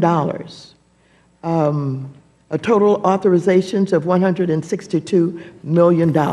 And I looked to see what kind of companies are benefiting from export-import, and I saw that Ameriform Acquisition, Anderson Global, Big Dutchman, Brillcast, Challenge Machinery Company, Charterhouse Holdings, Dynatorque, Elysian Composites, Envirotronics, Fleetwood Group, Great Lakes Diecast Corporation, Haskell Steel Company, Herman Miller Incorporated, Highlight Industries Incorporated, Holland Awning Company, Big Incorporated, Big Dutchman, Interspace, Johnson Boiler Company, K-Line Industries, Michigan Instruments Incorporated, Noble Company, Nordic Products, Pacific Stemex Cleaning Systems Incorporated, doing business as Pacific Floor Care,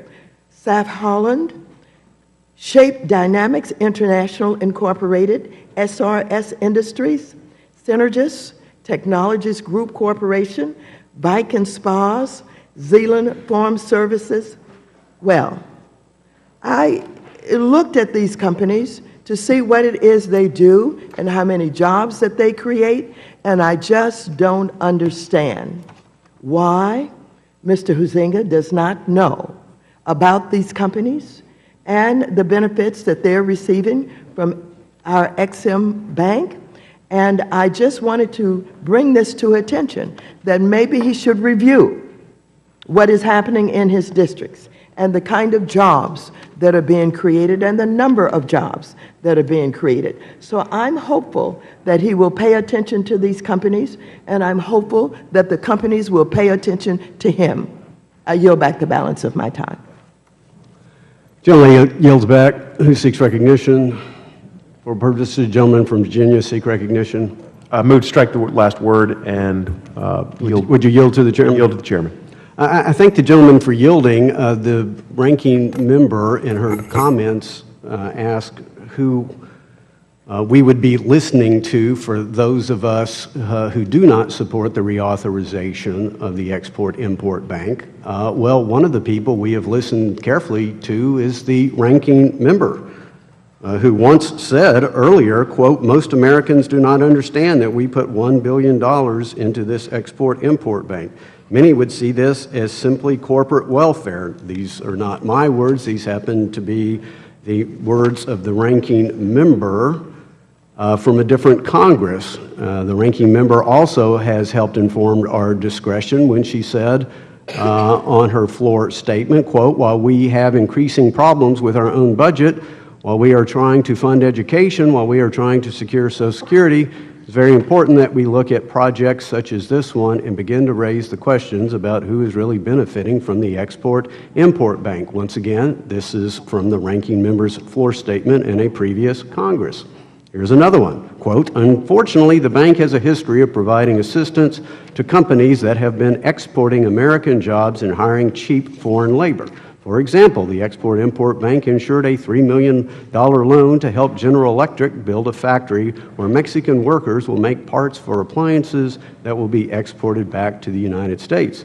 As a result, 1,500 American workers will lose their jobs to Mexican workers who will be paid only $2 an hour. Once again, a floor statement from the ranking member. So when she asked the rhetorical question, who are some of us listening to, I guess we were listening to the earlier comments of the gentlelady from California. Will the gentleman yield?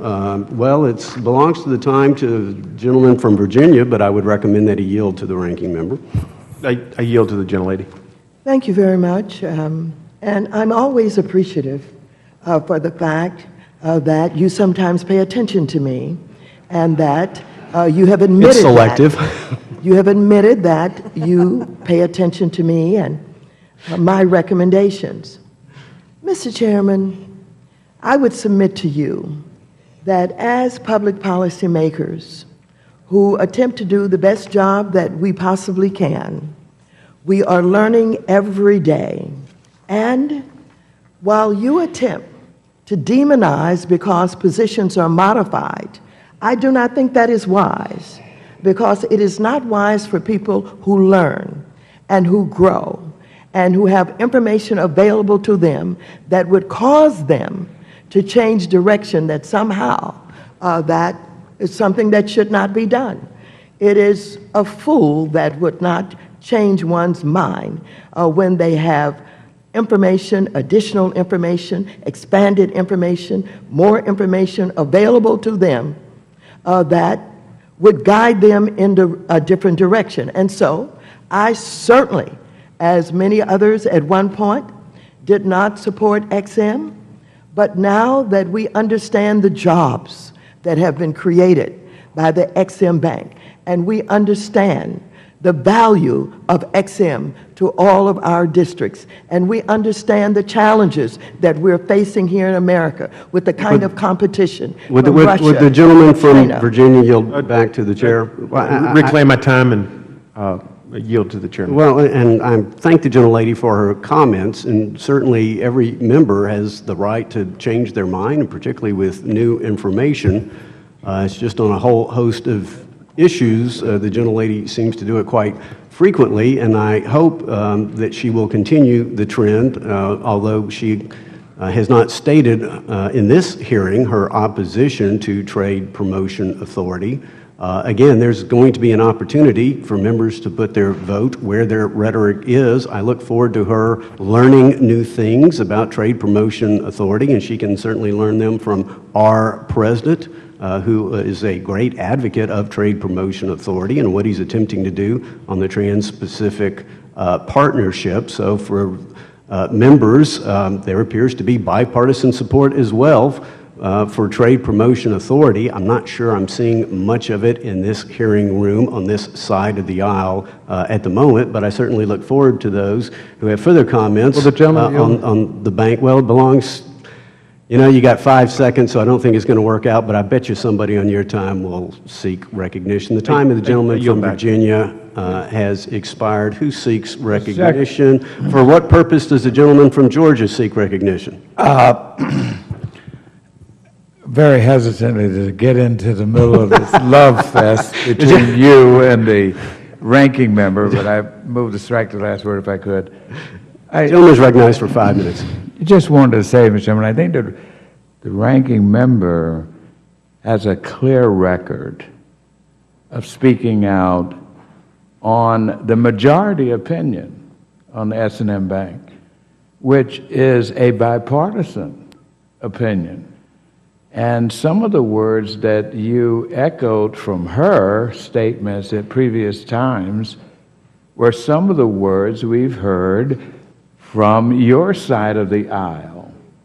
So I guess the point I wanted to say is that we are all encouraged by this tremendous bipartisan play here, but I do want to state that the ranking member is not only in her statements speaking for the Democratic side, but is also echoing many of the sentiments of many of our colleagues on the other side. But I simply wanted to get into this love fest for a moment and let you know how much I'm enjoying it. as I'm sure everyone here is. Thank you, Mr. Chairman. Oh, I yield to the ranking member, if I could. Thank you very much. I would like to point out to the chairman that there are many who change their minds from time to time over the years when additional information is available. As a matter of fact, there was a point in time when the President of the United States did not support XM. But we respect that. We don't try and demonize or undermine because people are wise enough to change their mind when good and new information is available to them. I would say to the chairman, you can continue to try and deflect and guide us away from this discussion by talking about the trade bill, but this committee has the responsibility for the reauthorization of the XM Bank. And we're going to focus on that today because we understand and we know that there are members on the opposite side of the aisle who do support the reauthorization of the XM. And basically, it is a bipartisan legislation that is supported by members on the opposite side of the aisle. However, many of them have been very patient, and they have been very respectful to the chairman, who has held firm on not wanting to have job creation and have support for small businesses by way of the XM. Many of those members on the opposite side of the aisle have been quiet. They have not said anything, but we are fast approaching June and the fact that this XM Bank will expire. And so some of those members are going to come forward, and we expect that pressure is now being put on the leadership on the opposite side of the aisle to come forth and to act in the same manner that they acted when we had this kind of complication with the flood insurance program. If you can recall, this chairman resisted helping our constituents on both sides of the aisle when their premiums had been increased to the point where they were going to lose their homes. And he would not join with me in a bipartisan bill to give relief and support to our constituents in this country. And so the leadership had to step in, and they had to literally take away from the chairman of this committee his authority because he was recalcitrant. He did not in any way respect the members on his side of the aisle who were urging him to deal with us on the National Flood Insurance Program. And so, while we sit here today bickering on, some of these bills that don't even need to be on the calendar today, I'm going to continue to focus on the reauthorization of the XM Bank. I'm going to continue to tell Americans that it will expire by the end of June if we don't reauthorize. I'm going to continue to point out those companies that are beneficiaries of the XM Bank. I'm going to continue to talk about the small businesses that benefit. I'm going to continue to talk about jobs, jobs, jobs. We all say that we're interested and care about job creation. Put your money where your mouth is and support the XM Bank reauthorization. I yield back the balance of my time. Time of the gentlelady has expired. The chair wishes to announce to members of the public, individuals who are standing in the aisle, you are welcome to observe the committee's markup, but I would respectfully request that you not congregate in front of the doors and take a seat. If you cannot find a seat, an overflow room is available, 2222. If you cannot find seats in the gallery. Thank you. I'm sorry, 2220, room 2220. Is there further discussion or amendments to the bill? There are none. Mr. Chairman? For what purpose is the gentleman from Massachusetts? Last word? The gentleman is recognized for 5 minutes. Mr. Chairman, I hope everybody's been enjoying the last few minutes because I was comfortably working in my office doing very important work. One of the things I was doing was checking votes on disaster relief. who voted for disaster relief in Katrina, then who switched their vote and voted against disaster relief in Sandy. I was looking at who had been consistent, who had been inconsistent, who had changed their mind, and who had not. Lo and behold, I start listening to this thoughtful, insightful debate on relatively mundane issues, and I start hearing people concerned about members who might have different opinions today than they once did on very simple issues like trade promotion authority, like the Ex-Im Bank, and other financial services matters that maybe for everybody else are very simple, but for me, they're kind of complicated issues. Whereas I don't necessarily think the issue of whether we do or do not help Americans who have been hit by a natural disaster as a very complicated issue. And to suggest that a member of Congress should never open their minds or change their opinion on financial services matters, to me, I guess it's very comfortable to know what you know and that you're never going to change.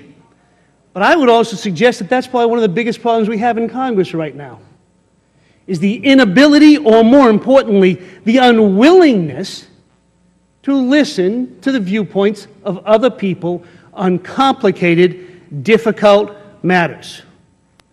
And to feel so comfortable that you are alone anointed with the ability to determine what creates and what saves American jobs. On trade, good people disagree about what is the best way to save and create American jobs. I happen to think that sending American jobs overseas is not the best way, but others disagree, and I respect them. And you know what? They might be right. Because I can't go to a book, I can't go to a professor and get a definitive answer. But I do tell you one thing, I think it's consistent to actually think that this Congress should exercise its authority, which is why I don't vote for fast track. Kind of simple. And I only came to basically say that I would encourage all members to leave your hearts and your minds open to learning new things. For God forbid changing your opinion on difficult, complicated matters.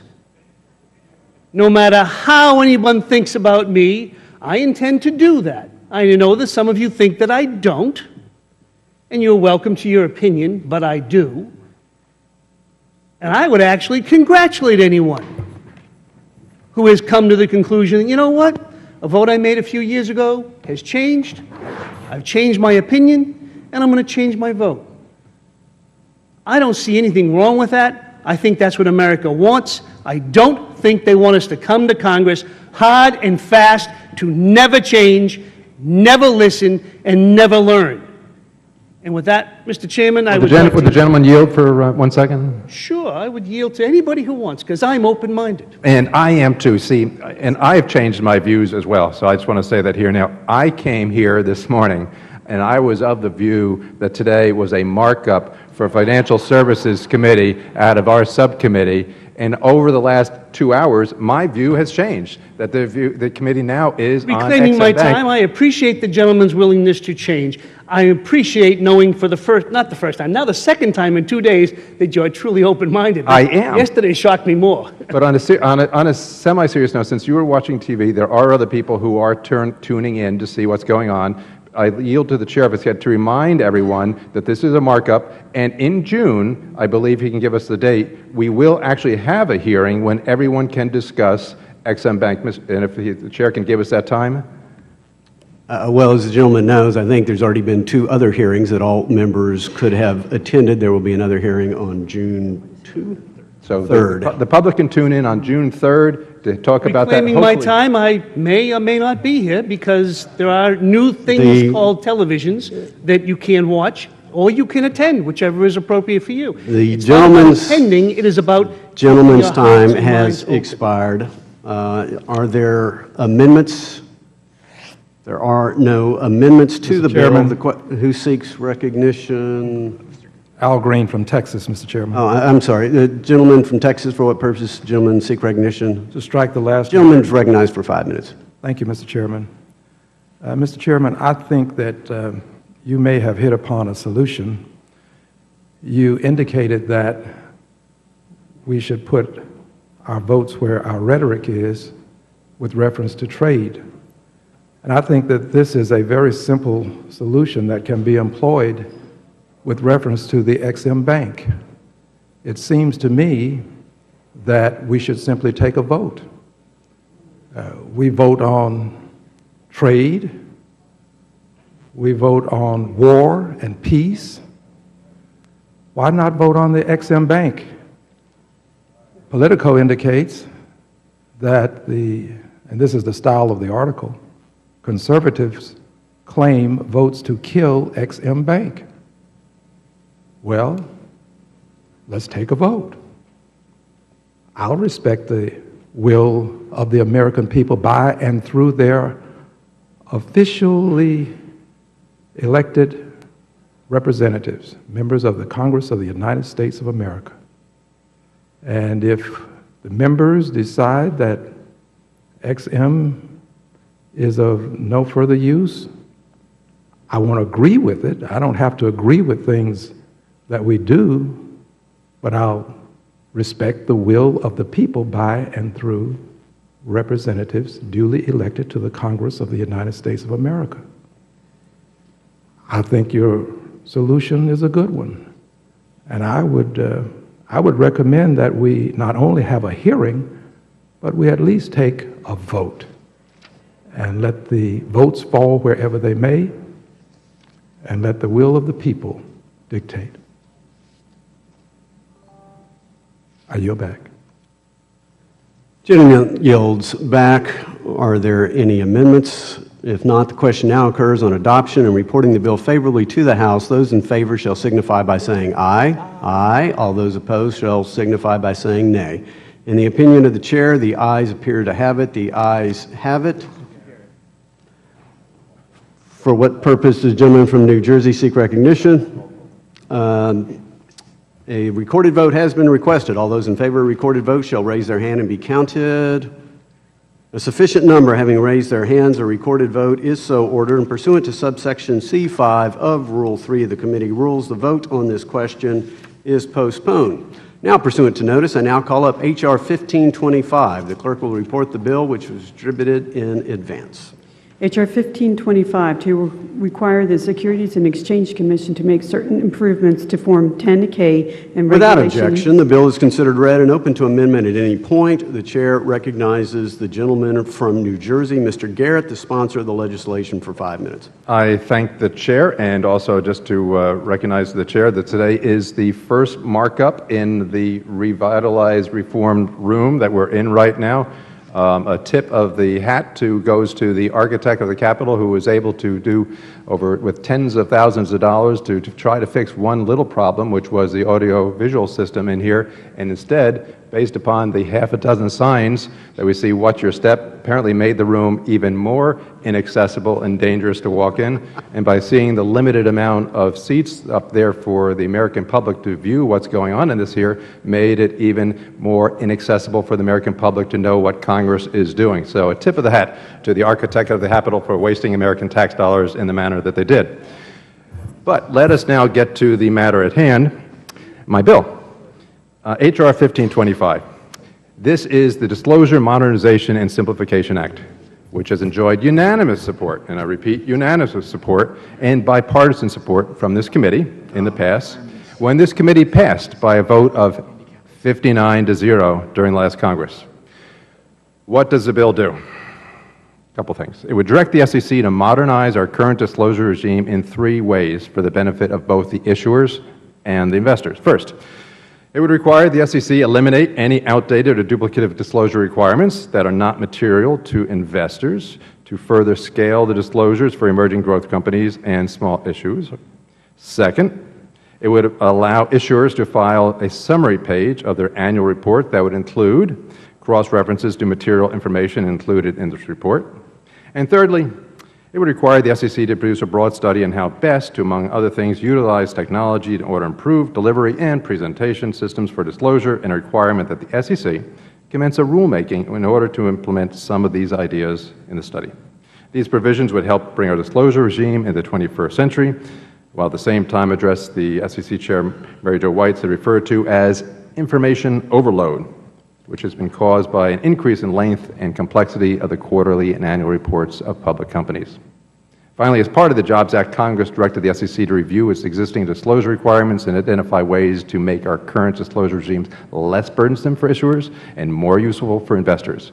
So while the SEC produced a report a couple of years ago in 2013 that identified a number of those obsolete and duplicative requirements that could have been addressed, unfortunately, the agency has yet to act upon them.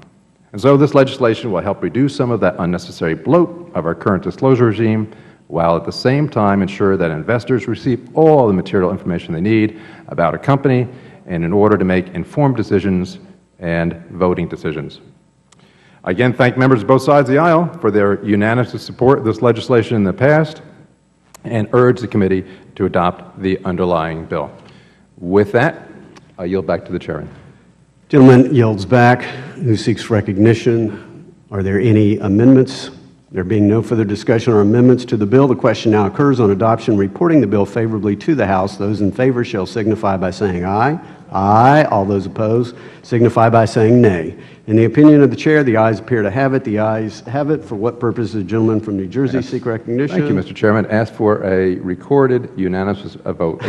Recorded vote has been requested. All those in favor of a recorded vote shall raise their hands and be counted. A sufficient number having raised their hands, a recorded vote is so ordered, and pursuant to subsection C5 of Rule 3 of the committee rules, the vote on this question is postponed. Now, pursuant to notice, I call up H.R. 1675. The clerk will report the bill, which was distributed in advance. H.R. 1675, to direct the Securities and Exchange Commission to revise its rules so as to increase the threshold amount for requiring insurance. Without objection, the bill is considered read and open to amendment at any point. The Chair will legislation for 5 minutes. Thank you, Mr. Chairman. Today I'm pleased to speak in support of H.R. 1675, the Encouraging Employee Ownership Act of 2015, or EEOA. I first want to start by thanking my good friend and colleague, Congressman John Delaney, as our lead co-sponsor on it. The EEOA is simple. It raises the outdated threshold for enhanced disclosure from $5 million to $10 million, keeping pace with inflation. The EEOA increases opportunities for employee stock ownership, which is important to boosting a company's performance. EEOA would make it easier for companies in Illinois and nationwide to let hardworking employees own a stake in the business they are a part of. When employees have a stake in the company they work for, their sense of ownership over details large and small make a real difference to the bottom line and, just as importantly, to the quality of life of the employee. The business, in turn, receives a large boost in productivity, enabling it to expand its reach and invest in new technologies and equipment. This benefit also helps companies attract top talent, even if the company is just starting out. Unfortunately, some companies are shying away from offering employee ownership because of regulations that limit how much ownership they can safely offer. SEC Rule 701 mandates various disclosures for privately held companies that sell more than $5 million worth of securities for employee compensation. In 1999, the SEC arbitrarily set this threshold at $5 million without a concrete explanation for why investors would experience difficulties with sales above this number. For businesses who want to offer more stock to more employees, this rule forces those businesses to make confidential disclosures that could greatly damage future innovations if they fell into the wrong hands. The Encouraging Employee Ownership Act would address this problem and open up more opportunities for employees to share in the companies they work for every day.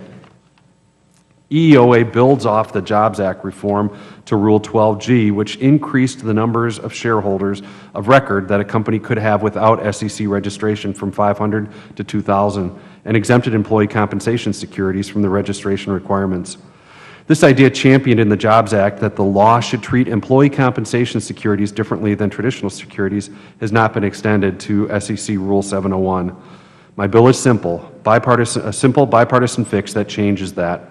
EEOA amends SEC Rule 701 to raise this disclosure threshold from $5 million to $10 million and adjusts the threshold for inflation every 5 years. To be clear, issuers that are exempt from disclosure would still have to comply with all pertinent anti-fraud and civil liabilities requirements. Support for this effort to improve the utility of Rule 701 can actually be found in the SEC's own Government Business Forum on Small Business Capital Formation final reports for 2001, 2004 and 5, and 2013. This bill aims at making sure more employees in a business are offered a stake. Do we want businesses to reserve employee ownership for senior level executives because of concerns about the costs or the dissemination of confidential information? Under my bill, they will not be forced to make that decision because of this easier and safer method of offering ownership to more employees. The EEOA will empower all levels of business and help create a stronger working middle class. We should applaud employee ownership from the shop floor to the boardroom. Again, I want to thank the bipartisan co-sponsors of EEOA, as I mentioned, John Delaney, Mike Fitzpatrick, Brian Higgins, Jared Polis, Kirsten Sinema, and Steve Stivers. And with that, I yield back. Gentleman yields back. For what purpose does the gentleman from Maryland seek recognition? I move to strike the last word. Gentleman is recognized for 5 minutes. Thank you, Mr. Chairman. I speak in support of 1675, and I want to thank my colleague and friend from Illinois for giving me this opportunity to work with him on this fairly straightforward but important piece of legislation. Mr. Chairman, companies stay private for one of 4 reasons. Either they're too small and they don't have the scale to go public, or they want to maintain confidential information and they don't want this information available in the public markets, or they don't want the hassle and cost of being a public company, or the owners want to maintain control of the company. And whatever the reason may be, this is a very important decision for a company to make. And companies that have made the decision to stay private are not going to allow themselves to be backed into public company disclosure related to employee compensation matters. Which is why the Congress created a very smart and common sense carve-out to allow companies that have made the decision to stay private to offer stock-based compensation and stock to their employees. It's good for the company because it encourages company employees to stay at the company and it lowers turnover. It helps create a good corporate culture. It's good for the employees because the data suggests when employees stay at a company longer, the company is much less likely to let people go at a time of a recession. And it also gives them an investment that should grow over time and provide good financial reward. So this is a very common sense thing to allow companies to do. As my colleague very clearly indicated, the carve-out that was created to allow private companies to offer the stock-based compensation has not been updated for some time, and what this bill does is simply update it to be consistent with inflation. So again, I think this is a very straightforward bill. It accomplishes an important objective, which is allowing private companies to give stock to their employees, which is good for the company and, most importantly, good for the employees. And that's why I support the bill and appreciate my colleagues giving me the opportunity to work with them on it. And since we're speaking of employees, Mr. Chairman, and I see my colleague from New Jersey has left, I don't want to miss the opportunity to say that I think the men and women who actually worked on this room did a very nice job. Not meaning to be disagreeable about that, but I wanted the record to at least have an alternative view of their performance on our nice new room. So with that, I yield back. Gentleman yields back. For what purpose does the ranking member seek recognition? I move to strike the last word. Gentlelady is recognized for 5 minutes. Mr. Chairman and members, I thought today's markup was going to be about legislation that actually facilitates capital formation. And while I understand what is being said about 1675, it really doesn't have much to do with that goal. Instead, this bill really does restrict the amount of information that a private company must provide to an employee in the event they're compensating that employee with stock. If a private company provides more than $5 million worth of compensation in the form of stock over a 12-month period of time, the company must make relatively simple disclosures to that employee, including 2 years of financial statements, which don't even need to be audited, and information about the risk associated with investment in the securities. Last year, when we considered it, this legislation would have raised the threshold to $20 million. Well, I suppose that my friends on the opposite side of the aisle understood that a 400% increase is just a high limit that was biting off more than they can chew. But even at $10 million, the fundamental concerns still remain unaddressed. Professor Gabaldon, in her recent testimony before the subcommittee, expressed opposition to the bill, stating that employees deserve no less protection than investors, may be more susceptible to suggestion, and may be at a disadvantage compared to other minority shareholders who may receive more information pursuant to other exemptions. Professor Bullard echoed similar concerns in his testimony before the subcommittee and noted that to take advantage of the bill, an issuer would have at least $34 million in total assets. Such minimal disclosures couldn't be viewed as too burdensome for these companies.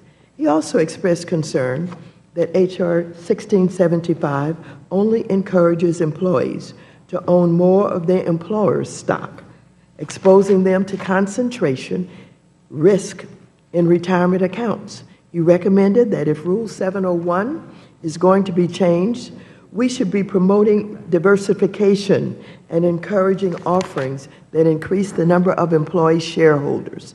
This suggestion, in particular, seems to address the concern management of Wegmans raised with me and my staff.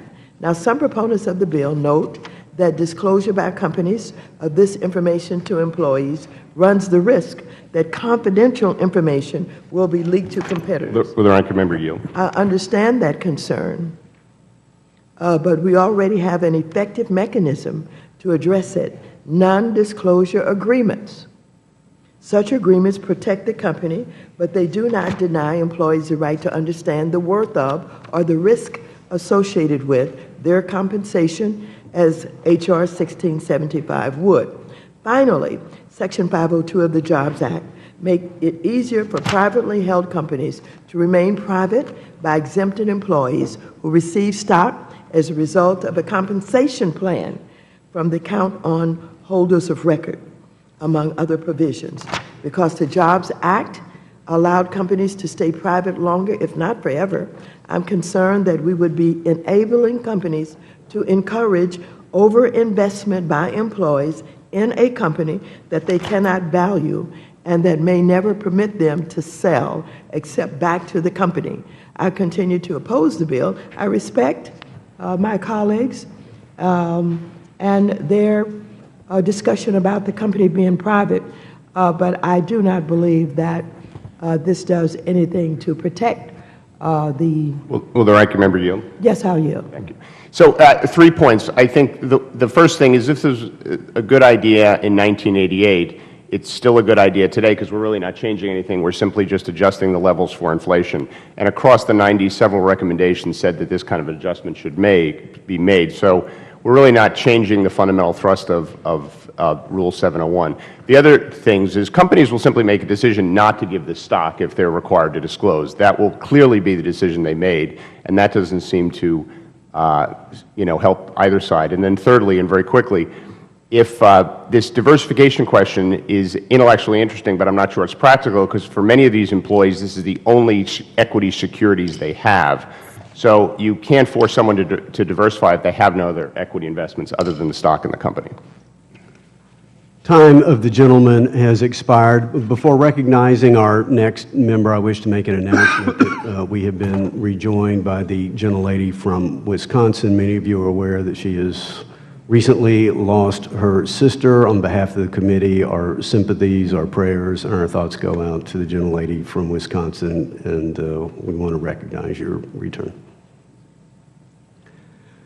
For what purpose does the gentleman from New Jersey seek recognition? Strike the last word. Briefly. Gentleman is recognized for 5 minutes. So great minds think alike. I was about to make the 2 of those 3 points that the sponsor was just made. But let me just do it this way then very quickly, is to the ranking member's comment. I'm looking back here as what the SEC addressed the points that she's raising now. The SEC noted in its rulemaking, quote, because the compensation individuals has some business relationship, perhaps extending over a long period of time with the securities issuers, that person will have acquired some, in many cases, a substantial amount of knowledge about the enterprise. And here's the key part. The amount and type of disclosure required for this person is not the same as for the typical investor with no particular connection with the issuer, end quote. Moreover, employees often have industry experience and have had a substantial increase in the availability of information since 701 was created in 1988. So, to the points that the gentleman was raising, we're not really changing and not really debating the whole aspect of 701. 701 has been issued and debated and discussed over 25 or more years ago. That's already the case. All, as point number 2 is saying, is just saying what threshold that we're talking about, and that's what is basically just for inflation over that period of time since 1988. And the third point, I guess it goes is that, look, as far as protection is concerned, all of the SEC's anti-fraud regulations and rules are still in effect. All the SEC's anti-fraud under 10b-5 are still in effect. All state blue sky laws also will still apply in these transactions. And finally, to the gentleman's last point, if we want to try to encourage this, we have to recognize, and in the sponsor's point as well, what will we do that will encourage it and what will we do that would discourage it? Employers are not mandated to do this sort of thing. You have to make it available. There's a reason why companies don't necessarily go public. There's a reason why they sometimes stay private. And if you're going to impose those additional burdensome requirements on them as if they were public companies, as the ranking member is encouraging, then we will see less of opportunities for employees. And with that, I yield to the prime sponsor of the bill, Mr. Hultgren. I want to thank my friend from New Jersey for yielding, and thank you for the comments. I think they're absolutely right on. The idea of this is to be beneficial, certainly to employees first and foremost, to make sure that they have access to this. What we're seeing in Illinois, we've seen some real growth in technology companies, opportunity of startup companies, for them to attract the best talent. They need every ability to do that. Employees know the business better than anybody else. They're working to make it productive, make it successful. So they have more information than really anyone on the outside of knowing how that business is doing. And again, this isn't something that's mandatory. It's optional. It has been recognized by the SEC as appropriate with protections in there for employees. Again, this is just recognizing times change, that $5 million many years ago when this was first instituted is no longer really an appropriate number and excludes employees from having access to really a great tool. So again, I think this is common sense.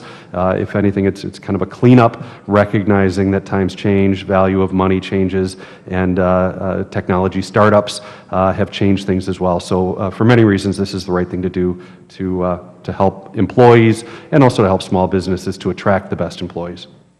With that, I yield back to the gentleman from New Jersey. Would the gentleman yield to the chairman? I thank the gentleman for yielding. It has been said before, but apparently it needs to be said again. I just want all members to focus on what the gentleman from Illinois is doing here and the gentleman from Maryland. We are simply indexing Rule 701 for inflation. If we calculate when Rule 701 was adopted originally in 1988 and indexed it for inflation, we're at roughly a 10 million threshold. In an earlier Congress, I know the gentleman offered a higher number, but consulted with his friends on the other side of the aisle and came up with this number. The SEC has previously noted, quote, it had not found instances of abuse of Rule 701, nor has it become aware of investor complaints. Rather, investors have enjoyed the benefits of being compensated with the securities of the company for which they are employed or provided services. Therefore, we have found that Rule 701 has been consistent with investor protection in the past. The gentleman from New Jersey points out every single anti-fraud provision remains in place. Let's help these employees have access. As the gentleman from Maryland has said, it's not a mandate, but it gives them an opportunity. I thank the gentleman from New Jersey for yielding, who seeks recognition. For what purpose does the gentleman from New York seek recognition? Strike the last word. The gentleman is recognized for 5 minutes. Thank you, Mr. Chairman. I want to regress a second because I came down and was watching television on some other colloquy that was taking place, and I felt compelled, so I'm not going to talk directly on this amendment, but compelled to come down because I saw that the chairman had asked the ranking member a question, in regards to trade. And I understood very well the ranking member's response that she wasn't going to address trade because clearly this committee is not a committee of jurisdiction on trade. That's another committee. But this committee is the jurisdiction on XM Bank. And so part of the question, and what I think that everyone knows in this Congress, that there's no one that has been more of an advocate for trade than Gregory Meeks. So I'm baffled. I was baffled on the question because I can't see how someone who is a strong supporter of trade is not a strong supporter of XM Bank. It would seem to me that if we are supporters of trade, I know I am, I'm a huge supporter of XM Bank, and I don't see how, and this committee has jurisdiction over XM Bank, and we only have 18 days left before it shuts down. So I would think that we would, those of us who are pro-traders and who believe in trade, we would move steadfastly forward and to have XM Bank reauthorized. Would the gentleman yield? Would the gentleman yield? I yield. Simply on one point, when the gentleman says there are 18 days before XM shuts down, the real figure, I think, is closer to 18 years. Should their authority expire on June 30? My time is 18 legislative days. If the gentleman would continue to yield, I'm simply saying the bank does not shut down. Whether you like the bank, whether you dislike the bank, it is not a fact to say the bank shuts down. It will no longer be able to extend new extensions of credit, but they have credit extensions lasting 18 years, so they don't shut down in 18 days. They'll be around for 18 years. We claim my time, but they will cease the ability to do new transactions, which in effect will keep it from doing what it does to help us level the playing field as we do trade. Will the gentleman yield? I yield. The gentleman asked a good question. Why would someone be in favor of TPA but be opposed to extending authority to XM Bank? Let me just give you an example of why a member from Kentucky would take that position. We support exports of our products like Kentucky coal. And TPA will facilitate opening up new export markets for this resource that provides a lot of jobs in my state. XM Bank, however, takes a very discriminatory position and picks winners and losers, and specifically will not finance coal-fired power projects overseas. So while TPA holds great promise to create jobs and restore some of those 8,000 coal mining jobs we've lost in the last 4 or 5 years under this administration's EPA policies, the TPA has a chance to restore those jobs. XM specifically will not. XM discriminates against this particular industry. Time belongs to the gentleman from New York. TPA gives the President the authority to negotiate trade deals. That's what TPA does. What we're talking about now with XM Bank is to make sure that we are leveling the playing field, because we know that some of our companies that we want to trade and to be able to have the ability to trade, we want to level that playing field.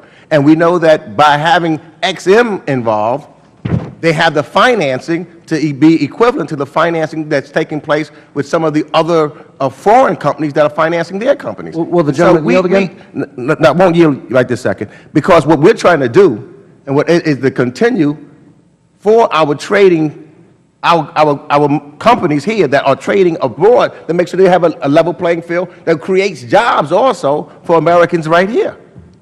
Will the gentleman yield? I yield. So XM is not creating a level playing field in the energy space. The problem is XM is creating an unlevel playing field because it's picking winners and losers in the energy sector. XM specifically discriminates against this particular type of energy production in exports. And so while XM will finance a nuclear power facility, it will not finance a coal-fired power plant. We're covering my time. I only have 7 seconds. But what we do, we have certain environmental standards that we in XM has to live by also. And that's the reason why you talk about there being some unevenness, because we have higher standards. Time of the gentleman has expired. Who seeks recognition? Are there any for what purpose does the gentleman from Pennsylvania seek recognition? Move to strike the last word. Gentleman is recognized for 5 minutes. I thank the Chairman. I want to just get back on the subject of the bill at hand and thank Mr. Holtgren and Mr. Delaney of Maryland for this bipartisan approach on something that I think is really important. Like I'm sure all the members here on the committee, I visit a lot of small businesses throughout my district back in Bucks County, Pennsylvania, when we're back home in our district work periods, and I'm always surprised at the number that I see, that I didn't know, of employee-owned organizations in our community. And there seems to be a difference among the attitudes and sort of the commitment, the ingenuity of the employees of those organizations. This is a choice for every business owner whether or not to participate. But in a town where we have a lot of discussion about income and wage disparity and moving wealth to the middle class, this is a great opportunity for business owners to engage their employees as owners of the business and to begin to generate wealth for those employees beyond their 401ks and their personal savings. And so I just want to encourage all the members to take a hard look at this bill. Back in 1988, and I think this was all said about the inflation index, $5 million or $10 million back then was $5 million today. I mean, we do too many bills in Washington where we just set a threshold and then we don't revisit it for, I think this has been 27 years. We need to not only reset the threshold to $10 million, we need to index it to inflation so we don't have to continue to revisit this issue. So I've become, just from meeting with businesses in my district, a large proponent, a big proponent of ESOPs, specifically employee-owned organizations. Good for the employee, good for the employer.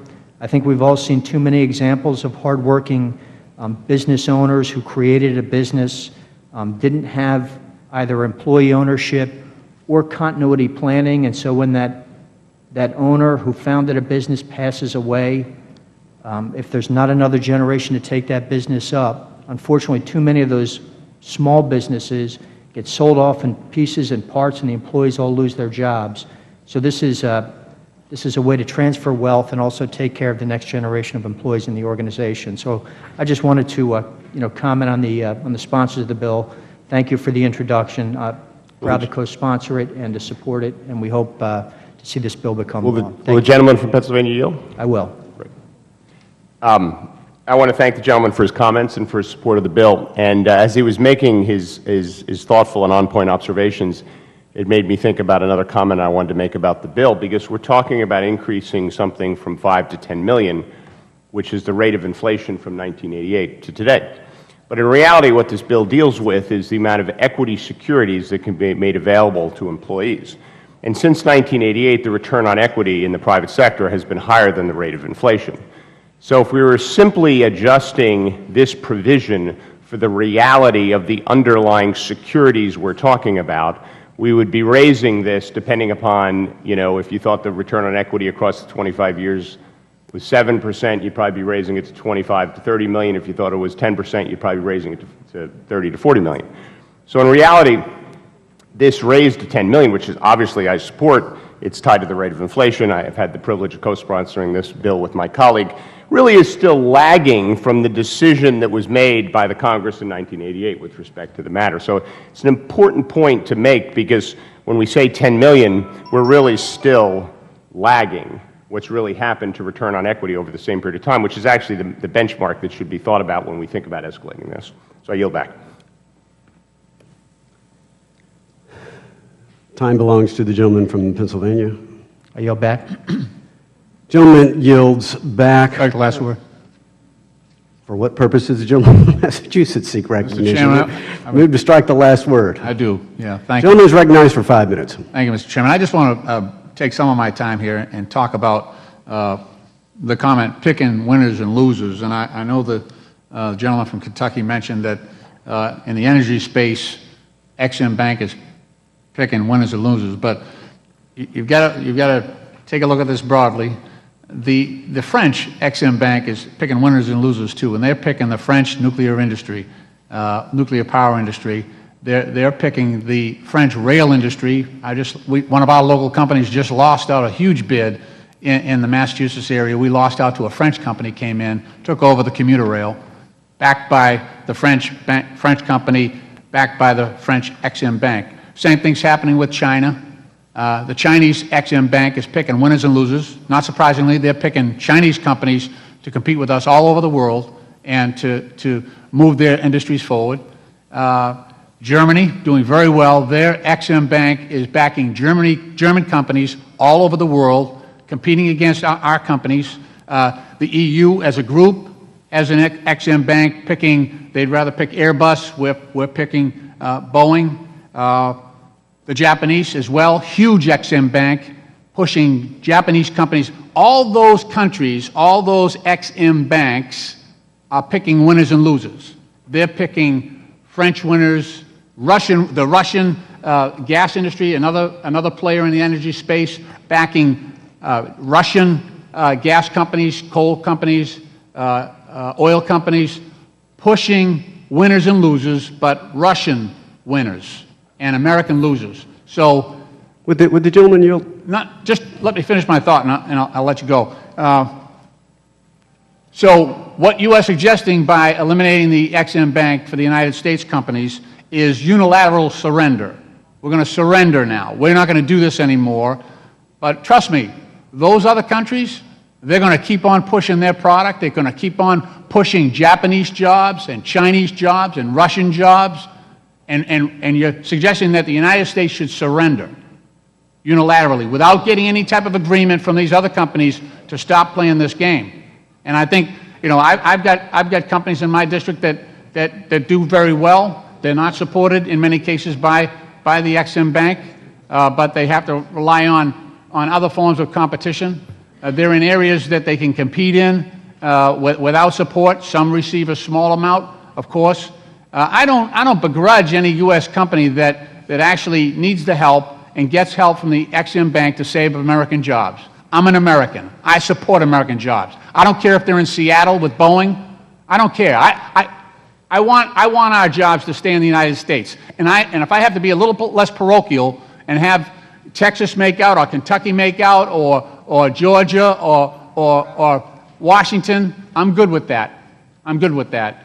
But we cannot just drop our hands and stop fighting for American jobs, and that's what the elimination of the Ex-Im Bank would do. Will the gentleman yield? I would.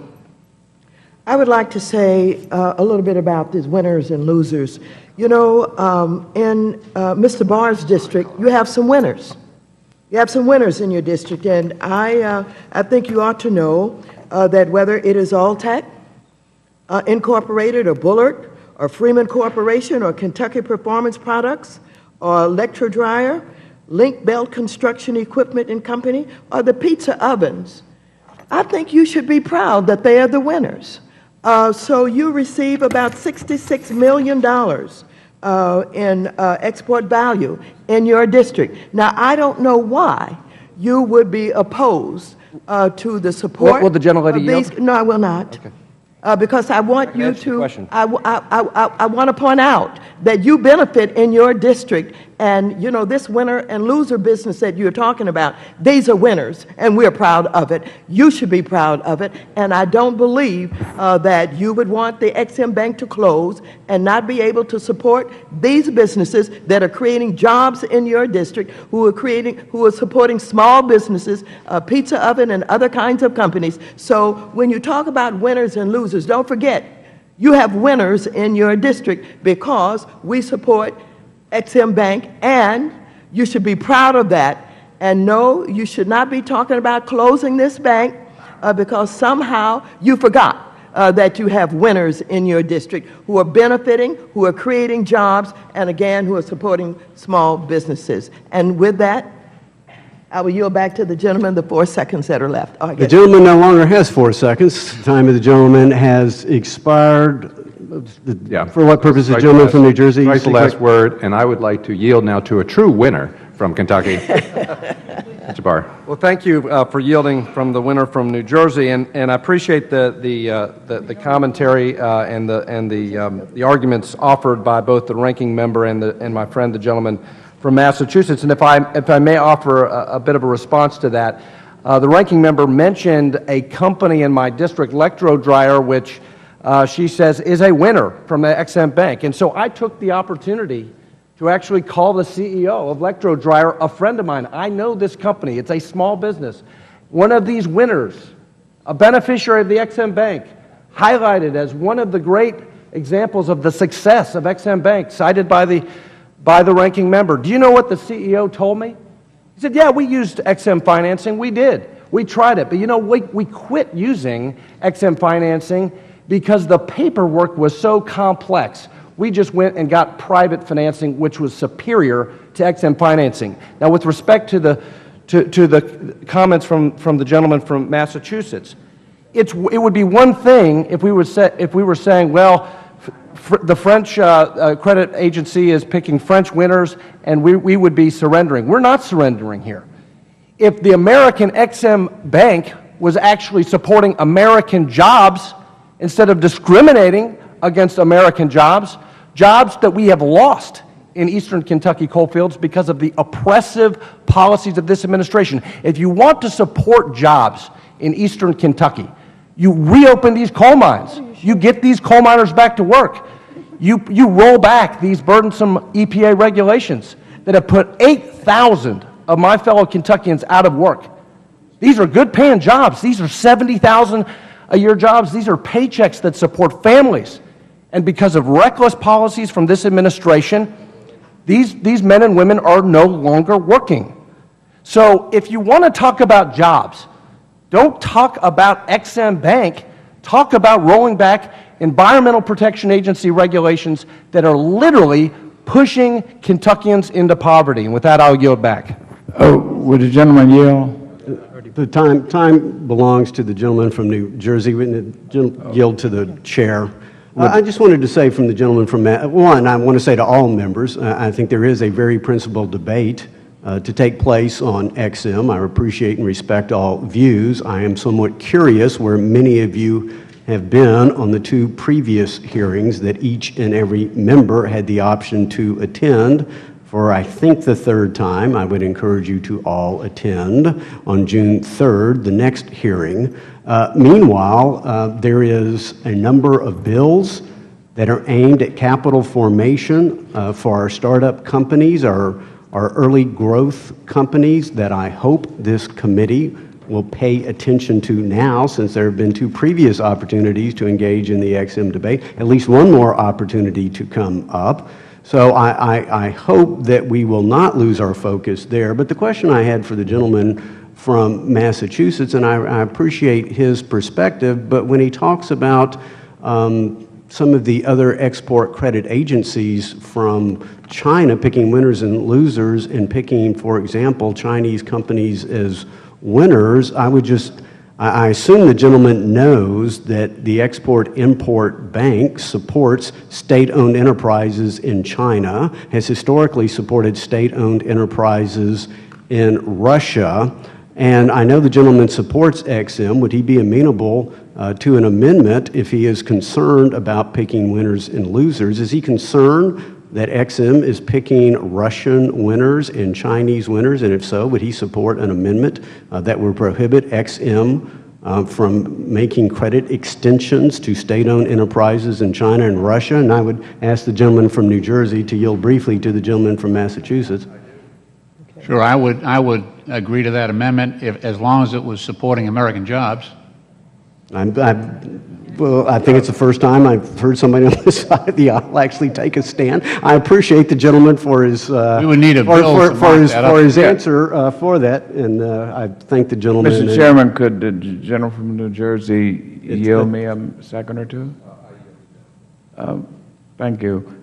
For clarity, Mr. Chairman, could you tell us particularly that there is a date of 18 days for a particular situation. I know you have an interpretation of that 18 days, some of the other members do, but for clarity, when do you feel that you will be scheduling a vote? The time of the gentleman's next expired. I impact? ask unanimous consent that the gentleman be extended an extra 30 seconds. Well, thank you, Mr. Chairman. I think in view of all of this, it might serve us well if we could hear from you, given the hearings and so forth are wonderful things to have. But there is the issue of 18 days that we have, 18 legislative days, for something to happen with Ex-Im Bank. You have an interpretation of that, and others do well. Given that 18-day deadline that we have facing, could you give us some clarity as to when there will be, or you will schedule a vote on an up or down? Chair asks for unanimous consent for an extra 30 seconds. So again, as I have announced, we've had 2 previous hearings on Ex-Im. We will have another hearing on Ex-Im in the first week of June. I will continue to listen to members carefully about their wishes, and I will look carefully at legislation that is supported by a majority. Well, will that be a legislative hearing, Mr. Chairman, on the legislation? You can talk about, the gentleman from Georgia can talk about any legislation he wishes to talk about. But what I'm after, Mr. Chairman, is simply some clarity on when you feel there will be a vote in time for us to I've beat the provided as 18-day much deadline. clarity on the subject that there is to be provided. On the vote, Mr. Chairman? Whether or not we're going to have the vote? The chairman is not committing to a vote. The chairman is committed to a hearing. The gentleman from Georgia can talk about any bill he wishes to talk about. Everybody's time has long since expired. For what purpose does the gentleman from Washington seek recognition? Move to strike the last word. Gentleman's recognized for 5 minutes. Thank you, Mr. Chairman. I'm not sure how effective it's going to be asking a room full of people who tend to lean toward the ADHD spectrum to keep their focus on this. But let me get this out of the way right away. I don't know how I'm going to vote on TPA. Before you ask the question and interrupt me, I lean no. I reserve judgment till I see the final wording. Secondly, I feel no need to defend the previous vote of the ranking member. Frankly, I don't think it was defensible. But here's what I heard her say, reminiscent of one of my favorite expressions ever. When I make a mistake, I admit I'm wrong. What do you do? And I think it speaks to considerable virtue, and I thank her for that. Thirdly, with respect to the remarks of the gentleman from Kentucky, I understand his frustration. I truly do. The problem was just not accurate. The policy of the Ex-Im as it relates to coal has never been implemented. It's never been implemented because the Congress has passed language in the appropriations bill to prevent it from being implemented. So my question would be, if you're concerned with that policy, which has never been implemented, why not bring reauthorization to a vote with language in it which prohibits it, which is exactly what the gentleman from Tennessee, Congressman Fincher's bill, does. Look, with all due respect and modesty, today's hearing is about capital formation for small businesses. And again, with every effort at modesty, I will suggest this is a topic about which I know something. I had the great privilege to co-found a business with 2 employees and grow it over time to 300 employees. I had the great privilege to, for many years, be a member of the Seattle Alliance of Angels, making early-stage startup investments in companies. Frankly, I wish I'd been a little better at that. But the fact of the matter is, I've read more business plans than books in my life. Fact of the matter is, with the single possible exception of my friend from Maryland, I doubt there's a single person in this committee who has been through the process of reading proposed business plans by startup companies than me. I know something about capital formation for new businesses, and I know something about private markets, and I know there are stubborn myths that have taken root in this committee about private markets working perfectly. They do not. Because the truth of the matter is, with private markets, small companies who use community banks to get working capital loans so they can sell the products overseas often don't get access to capital.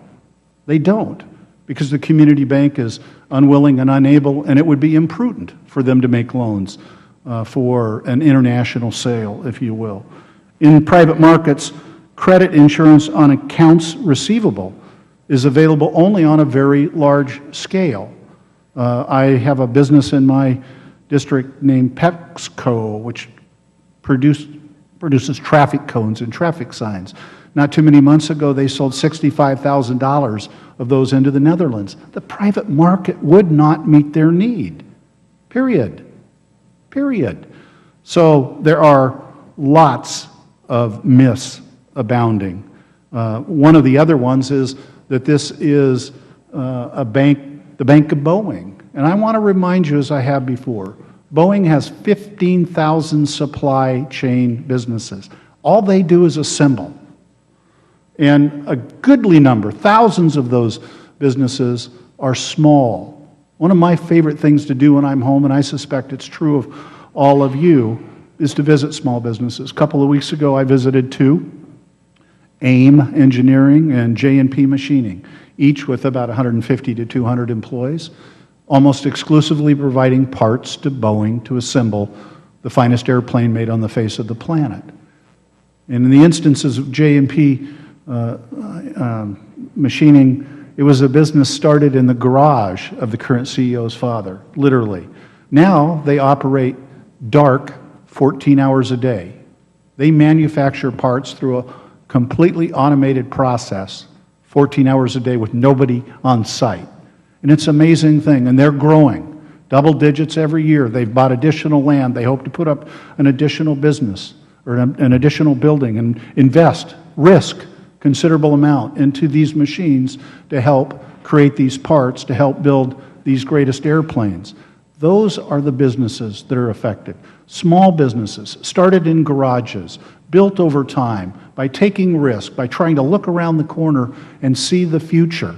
So at the end of the day, it seems to me that if our focus here is on access to capital and job creation, then we ought to hold a vote. The Chair opposed subjecting reauthorization to regular order at the beginning of this term. Now he's saying we're going to have a hearing. But I'm saying hold a vote. Let the majority will of this committee, of this chamber, work itself out. Hold a vote. Thank you, Mr. Chair. I yield back the balance of my time. The gentleman yields back. Do we have another speaker? Oh, we don't. Okay. Gentleman from Massachusetts, do you have a... If we're done, I do have an amendment at the desk. Right. Chairman. I think we're done with comments, so I think we're ready for amendments. So the clerk will distribute the amendment. I assume it's at the desk? That's correct. Yep.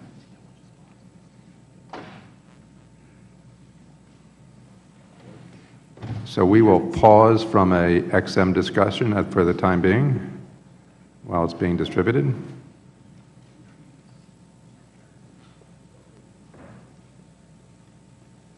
Thank you.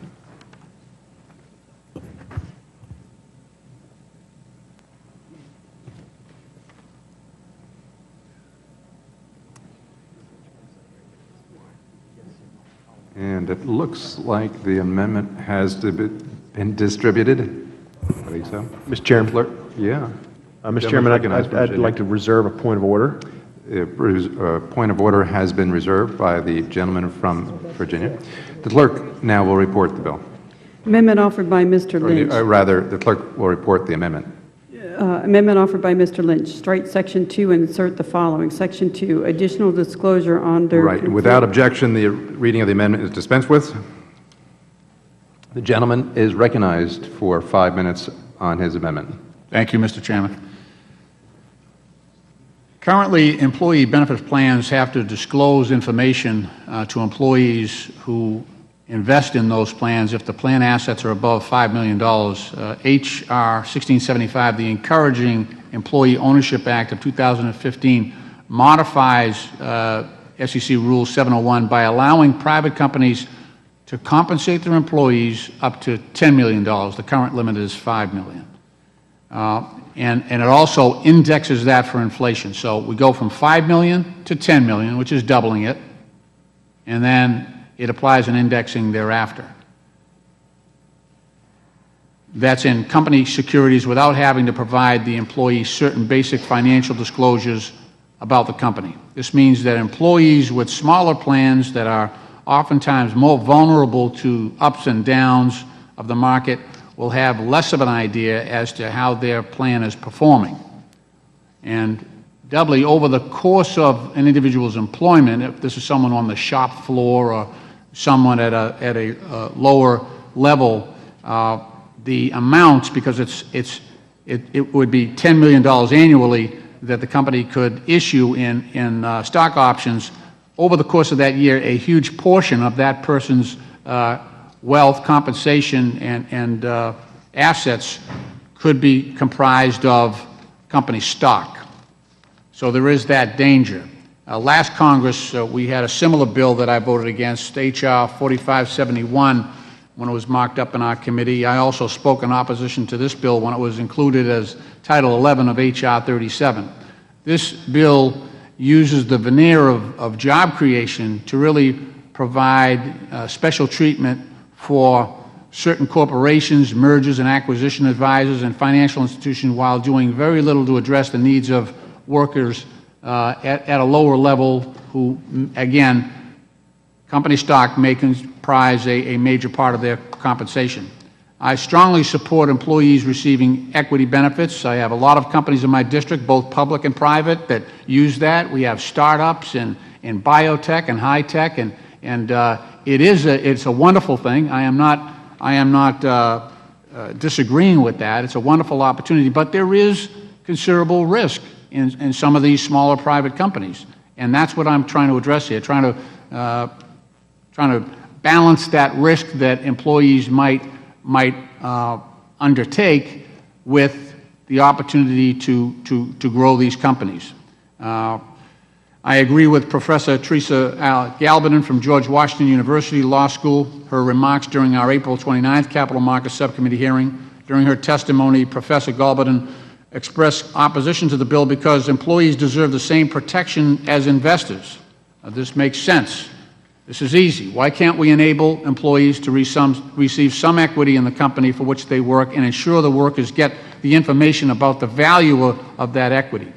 This is why I'm offering an amendment to keep Rule 701 at its current level of $5 million per 12 months and to require employers availing themselves of that exemption under Section 701 to provide the employee with at least an estimate of the value of the compensation that was the subject of the exempted transaction, as well as a justification for that estimated value on the date of the transaction, at least annually thereafter. They have to figure this out anyway, this information anyway. To stay below the $10 million limit, they have to figure out what the value is anyway. This is not something new that they would have to undertake. In closing, I urge you to support this amendment to help improve this bill and protect those employee shareholders.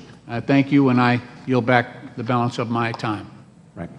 So is there any debate on this amendment? And there is. The sponsor of the bill, Mr. Holgren, is now recognized for 5 minutes on the Move to strike amendment. the last word. Thank you, Mr. Chairman, and I appreciate the sponsor of the amendment. I do want to make sure he understands really what we're doing is recognizing inflation.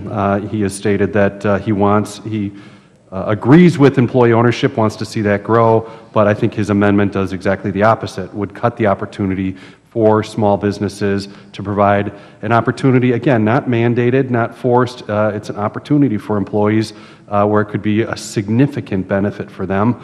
They know the company better than anybody else, and really would be able to make the determination if it's the best compensation for them is stock ownership. The problem is, with this amendment, it will keep, it will force employees to not be able to have that opportunity. So his amendment hurts employees, It ultimately cuts out the opportunity for employees to share in the growth opportunity of small businesses, especially startup companies. The requirement to provide an annual estimate of the cash value, I truly believe it's a solution in search of a problem. The SEC has never identified valuation of employee shares as an issue. Since 1988, share valuation has not been a reported problem under the Rule 701 exemption. The sale of the securities is a transaction that requires valuation, if nothing more than for determining the tax consequences to the employer or employee. So the employee purchaser already receives information about the value of the shares. The House amendment would create a one-size-fits-all cash valuation, something that is not currently defined. Again, it would gut the bill that I have introduced and go backwards from what really the current offering is. And I think very clearly from my talking with small business owners would do exactly opposite of what I think the sponsor is attempting to do, which would be to give employees opportunity and information, instead would cut opportunity for them to share in this growth opportunity. Will the gentleman yield? Yes, I will. Thank you. The valuation issue has been a problem for employees. We've seen a number of cases where small startups, it didn't work out. They end up not being as successful as they have hoped in the past, and then those employees had huge portions of their compensation. I agree, they took a risk. They took a risk. They undertook that risk. The problem is that they had no idea, because there's no requirement for the company to give them any information regarding the value of that stock. Reclaiming my time. Certainly. I fundamentally disagree. They have much information. They're employees of the company. They take the choice of whether receiving this valuation. You're right. Anytime that there's ownership, there is potential risk.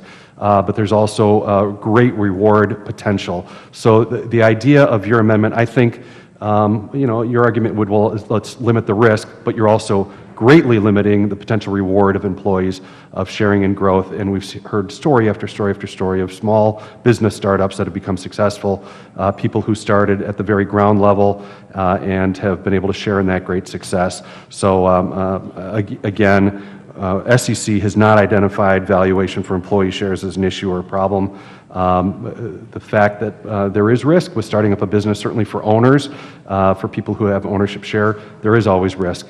But it's what makes this nation great is the ability to start up a company, to have a dream, to pursue that dream, to grow something of value, to benefit from that and have others benefit from it as well. And that is the goal of what my original bill would do, and unfortunately what this amendment would completely turn on its head, and even, I would think, take a step backwards from what the current 701 allows for. With that, I yield back. He's spoken already. We're speaking now on the amendment. Mr. Delaney has not spoken yet on the amendment. Yeah, would the gentleman yield? Okay. Move to strike the last word? Yeah. Okay. So a couple things, and I appreciate the gentleman from Massachusetts offering the amendment, but as someone who started two businesses and took them both public and gave stock to my employees while I was running the businesses, which turned out to be a good event for them, if I were to read this amendment, if I was running the company and said that I had to provide them an estimate of the value, and that's all it said, I wouldn't do it. I wouldn't give them the stock. Not because I wouldn't want to give them the stock, but I'd say, I don't know what this means. What if I'm wrong? What does that mean for the company? What are the consequences to do? And you'd sit around the table with your general counsel and you'd be talked out of giving the employee stock.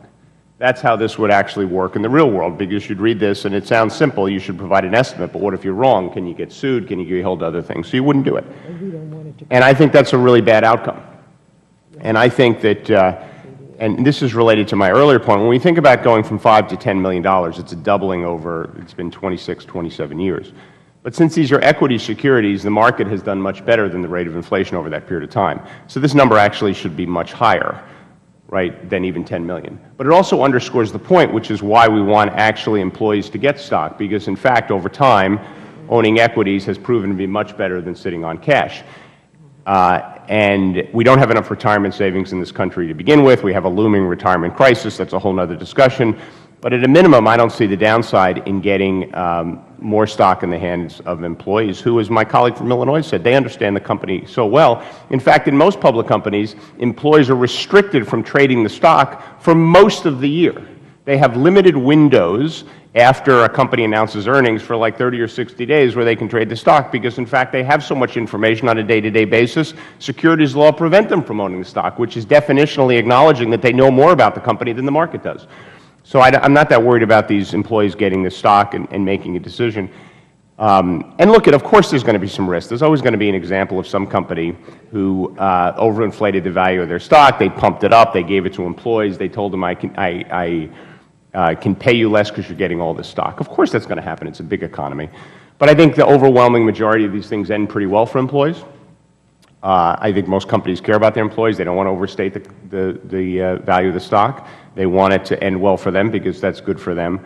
And I think, the one most important point I want to make is the more barriers we put for companies to offer these stocks, whether it be disclosure barriers or valuation barriers, the employers are going to exercise a very simple option, which is they won't do it. They absolutely won't do it, and they'll be talked out of doing it by their securities lawyers or their general counsel, because they'll say this will come with all kinds of attachments that could end badly for the company. So I respect what the gentleman from Massachusetts is trying to do with this. He clearly cares about workers. He clearly cares about employees. But my own opinion, respectfully, is that his amendment will have the opposite effect. It'll cause companies to give fewer stock to employees, which I don't think is a good outcome for anyone. Will the gentleman yield? Yes. I thank the gentleman. And I appreciate his, I know he is sponsoring this. He offers a great perspective because of his own business experience. I think it's important to remember that this isn't just startups. This is private companies. And we have some sizable private companies that, think about it, if you're able to give out $10 million per year in stock options to your employees, that's usually a pretty good-sized company. And as someone who worked on an assembly line before, I don't think that necessarily those folks at that level have the information, have the sophistication in many cases to follow the valuations of a company that is private. I just don't see it. So I'm trying to address people in that situation. And by the way, the SEC agreed with that. They did. And a number of people here have quoted the SEC decision. And by the way, the amendment to go to the $5 million limit was an amendment that was adopted by the SEC in 1999. So it's 16 years old. It's not 27 years old. Reclaiming my time?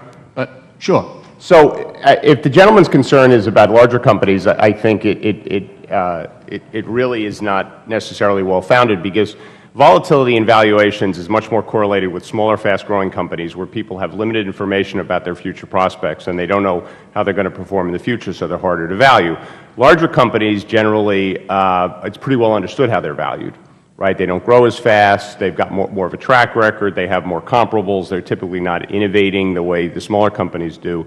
Now, that doesn't mean large companies don't blow up. They blow up all the time, but they often blow up because of factors that could not have been predicted at the time, economic factors or just some really bad management decisions. But I think larger companies, the valuation of the stock is generally better understood.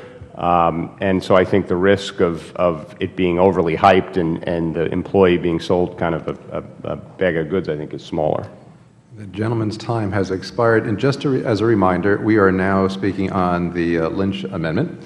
Other individuals who would like to speak on the Lynch Amendment? Are there? No? Then I will look to the gentlelady from California is recognized for 5 minutes on that amendment. I move to strike the last word.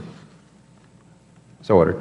This amendment offered by Representative Lynch attempts to address the concern with the underlying bill that private companies would be able to, again, provide up to $10 million worth of stock to their employees without providing them with any disclosure whatsoever.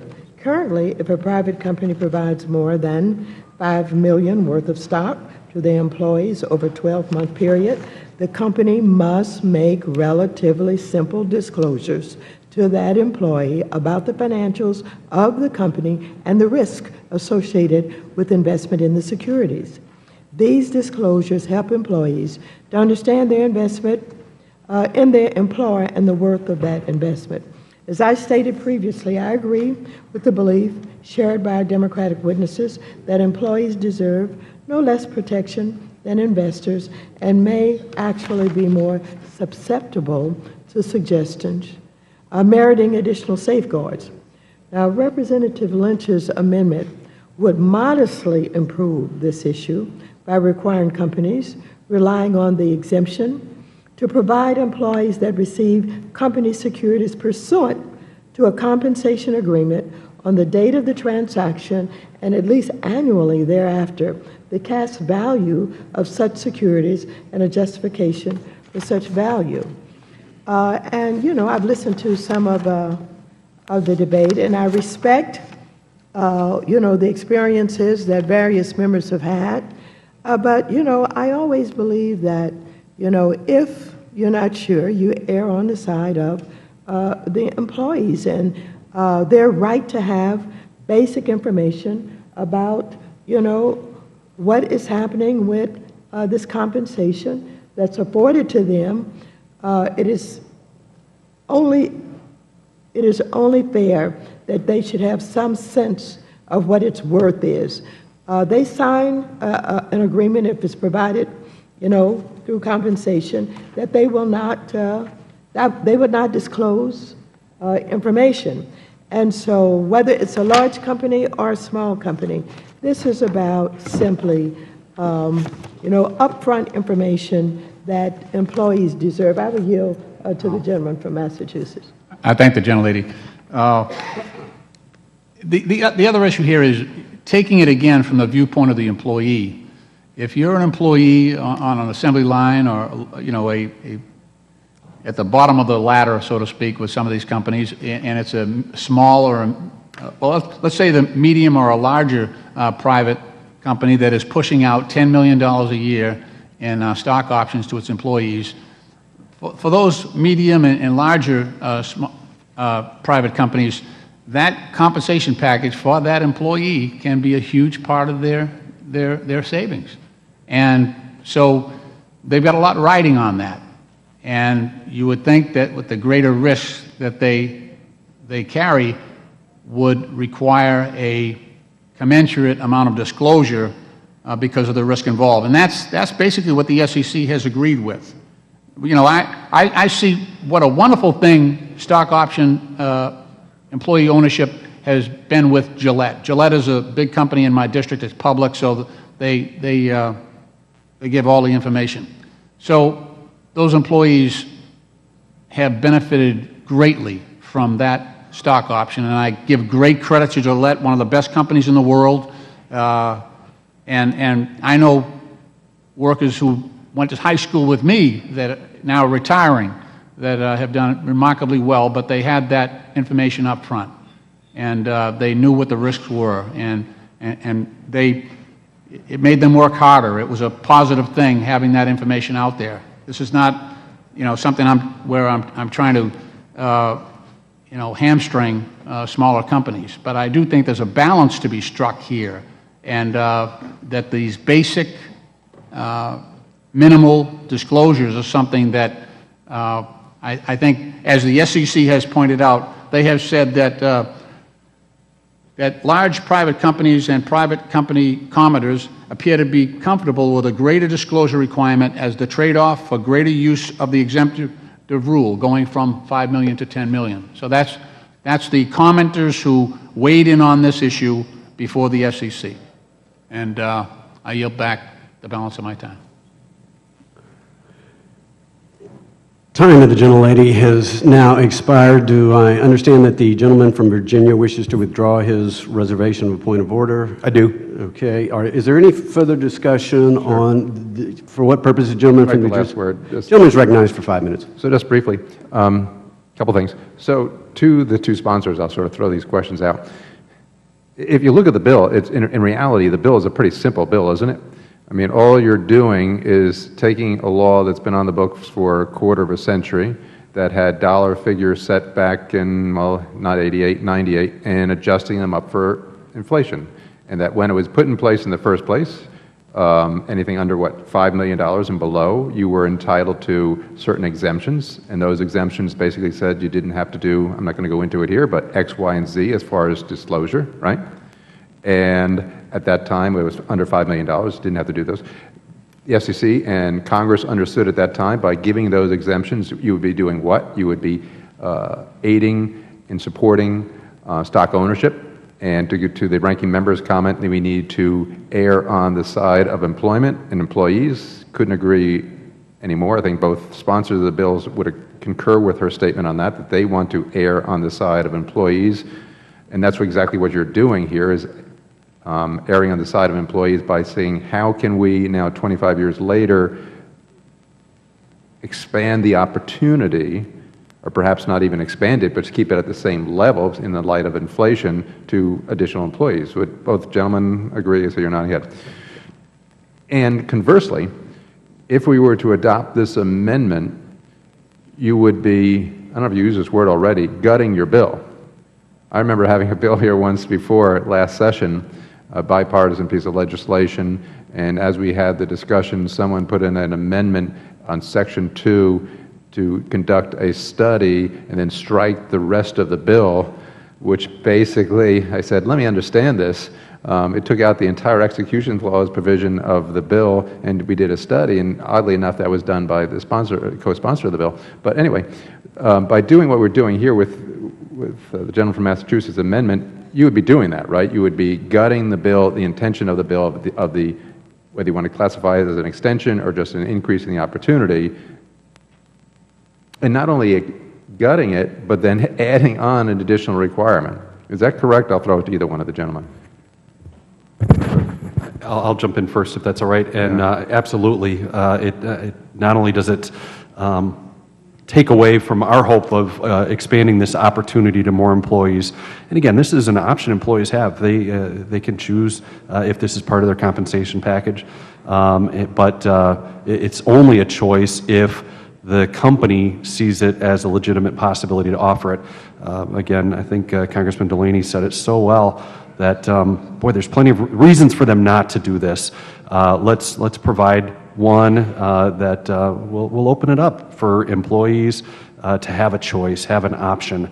But the amendment here would not only gut this, but it would even take what we currently have backwards. Right. And to Mr. Delaney, you raised the point, having been in the experience, I think there was a pretty neat argument that you made, and one that I didn't really think of off the top when you said, if this requirement was in there, the question you would immediately ask is sit down with your lawyer, sit down with your counsel, and say, gee, how do we do this? I mean, on the face of it, sounds like it's not a bad idea to have information be shared. But when you get into the weeds on these things, that's the question that you'd be asking to the lawyer, because this amendment doesn't answer that question, correct? No, I appreciate you teeing it up that way, because I think it says you'll be required to to tell the employee what you think the estimated value is and a justification for that. And so the obvious question is, well, what if I'm wrong? Yeah. Right. And listen, people buy stocks all the time and they're wrong. People won't, run companies are wrong about the value of their stock all the time.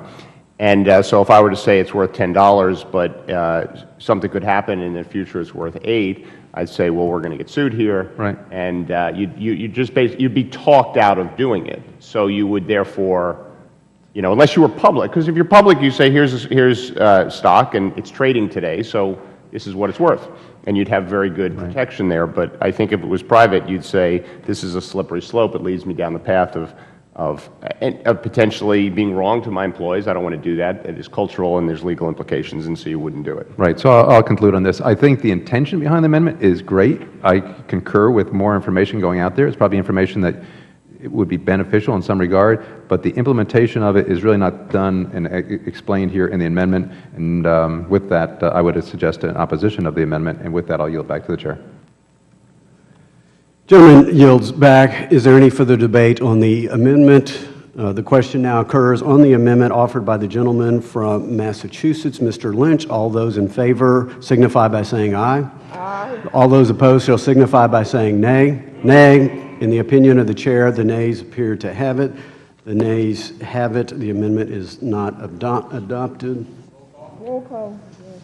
A recorded vote has been requested. All those in favor of a recorded vote shall raise their hand and be counted. A sufficient number having raised their hands, a recorded vote is so ordered, and pursuant to subsection C5 of Rule 3 of the committee rules, further proceedings on the amendment are postponed. Is there any further amendment? There being no further amendments, recorded votes on the pending amendment has been postponed. Once those votes are taken, the committee will immediately consider the motion to report the measure. I now call up, pursuant to notice, H.R. 1723. The clerk will report the bill.